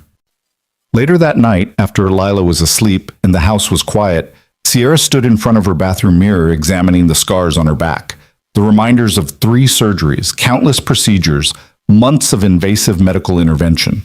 For a long time after the accident, she'd hated these scars, seeing them as evidence of her brokenness, of everything she'd lost. But now, tracing the lines with her fingers, she felt something different. These scars told a story, not of defeat, but of survival, of fighting back, of refusing to accept that impossible meant permanent. Noah appeared in the doorway, watching her. What are you thinking? That these scars are beautiful, Sierra said, not because of how they look, but because of what they represent. Every single one is proof that I survived something that should have destroyed me, that I fought my way back when everyone said I couldn't, that I built a new life from the ruins of my old one. She turned to face him. You know what the best part is? What? I'm not done fighting, not because I have to anymore, but because I choose to. I choose to keep pushing, keep growing, keep challenging myself. Not to prove anything to anyone else, but because that's who I am. Someone who sees a mountain and thinks, I wonder if I can climb that. Are you planning to climb an actual mountain? Because I should warn you, I'm not great with heights. Sierra laughed. No literal mountains, but there's a proposal on my desk at work. The board wants to launch a disability employment initiative, partnering with vocational rehabilitation programs to create pathways into corporate jobs for people with disabilities. It's ambitious and complex and probably going to be really difficult to implement. So naturally, you're excited about it. Naturally. She moved closer to him. But this time I'm doing it differently. I'm not sacrificing my personal life for professional ambitions. I'm not working 80-hour weeks or measuring my worth by how much I accomplish. I'm just showing up, doing good work, and then coming home to you and Lila. That's the real victory. Not learning to walk again, but learning to live again. Fully, completely, without apology. They stood together in the bathroom doorway, neither speaking, just being. And in that comfortable silence, Sierra felt a profound sense of completion. Not the kind that meant her story was over, but the kind that came from knowing she was exactly where she was supposed to be. The next morning, Sierra woke to Lila jumping on the bed, a weekend ritual they'd established over the past year. Wake up, wake up! Daddy's making pancakes and he said I could help. Sierra groaned playfully. It's 7 a.m. on a Saturday, Lila. Don't you ever sleep in? Sleeping is boring. Living is exciting. Lila bounced harder. Come on, Miss Sierra. Mommy Sierra. Come help us make pancakes. Sierra's heart caught on the name. Lila had started tentatively calling her Mommy Sierra a few months ago, a compromise that honored Jennifer's memory while acknowledging Sierra's present role. Each time she heard it, Sierra felt the weight of that responsibility and the joy of that acceptance in equal measure. Okay, I'm up. Sierra swung her legs out of bed, planted her feet on the floor, and stood up, a simple movement that she would never again take for granted. Let's go make some pancakes. In the kitchen, Noah was already mixing batter while Lila arranged chocolate chips in elaborate patterns on the counter. Sierra came up behind Noah, wrapping her arms around his waist and resting her cheek against his back. Good morning, she murmured. Good morning, he replied, turning to kiss her. Sleep well? Best sleep of my life. I have this theory that happiness makes for better rest. Scientifically sound theory. Noah handed her a spatula. Want to help? Lila's in charge of chocolate chip distribution. I'm on batter duty, and you can handle the actual cooking. They worked together in easy harmony, the kitchen filling with the smell of pancakes and the sound of Lila's chatter. This, Sierra thought, this was what success actually looked like. Not corner offices or quarterly reports or industry recognition, though those had their place. But this, making breakfast with her family on a Saturday morning, Lila's laughter echoing through their home, Noah's steady presence beside her. This was everything. After breakfast, they decided to go back to the park where Sierra had run her first 5K. It had become a special place for them, a reminder of how far they'd come. As they walked the familiar path, Sierra found herself thinking about all the people who'd been part of her journey, the doctors who'd helped her recover, the board members who'd supported her transition, the employees who'd shown up every day even when leadership was uncertain, Sarah Chen and others who'd been brave enough to ask for accommodations, and Marcus and Maria who'd been Noah's village through his darkest days. Penny for your thoughts? Noah asked. I'm just grateful, Sierra said simply. For all of it. For every person who played a part in getting me here. For you, most of all. For refusing to walk past a woman in a wheelchair crying alone in her office one random night. Best decision I ever made, Noah said. Well, second best. First best was saying yes when you proposed to me at this very park. They walked in comfortable silence for a while, Lila running ahead and then circling back full of endless energy. When they reached the spot where Sierra had finished her first 5K, she stopped. I want to try something, she said. Okay. Sierra stretched quickly, then without any fanfare or build-up, she started running. Not jogging, not the careful, controlled movements of early recovery, but actually running. Her form wasn't perfect and her pace wasn't fast, but she ran the full length of the straightaway, probably a quarter mile, before stopping, breathing hard but triumphant. Still got it, Noah said, grinning. Still got it, Sierra agreed. As they turned to walk back home, Lila skipping between them, holding both their hands, Sierra felt a profound sense of peace settle over her. Her life hadn't turned out the way she'd planned. The accident had demolished her carefully constructed future and forced her to build something entirely new from the wreckage. But what she'd built was better than anything she'd planned, more real, more honest, more full. She'd learned that impossible was negotiable, that strength and vulnerability weren't opposites, that the people who saw you at your worst and loved you anyway were the ones worth keeping in your life, that success wasn't about climbing mountains alone, it was about having people to climb with you, people to catch you when you fell, people to celebrate with you when you reached the summit. And most importantly, she'd learned that sometimes you had to lose everything to discover what actually mattered, that the worst thing that ever happened to you could become the catalyst for the best thing, that endings were just beginnings in disguise. A year ago, she'd been a woman in a wheelchair who'd given up on walking. Today, she was a woman who'd learned to run, not just physically, but emotionally, spiritually, completely. She'd learned to run toward love instead of away from vulnerability, to run toward connection instead of hiding behind professional success, to run toward a life that was messy and complicated and absolutely perfect in its imperfection. And she'd learned all of it from a janitor who'd knelt beside her wheelchair one cold November night and whispered the words that would change everything. "I'll help you walk." She'd walked. More than that, she'd soared. And she was still going, one step, one day, one impossible made possible at a time, with Noah beside her and Lila's hand in hers, and a future stretching out before them full of possibility and promise and joy. The woman who'd been told she'd never walk again was running, and she had no intention of ever stopping.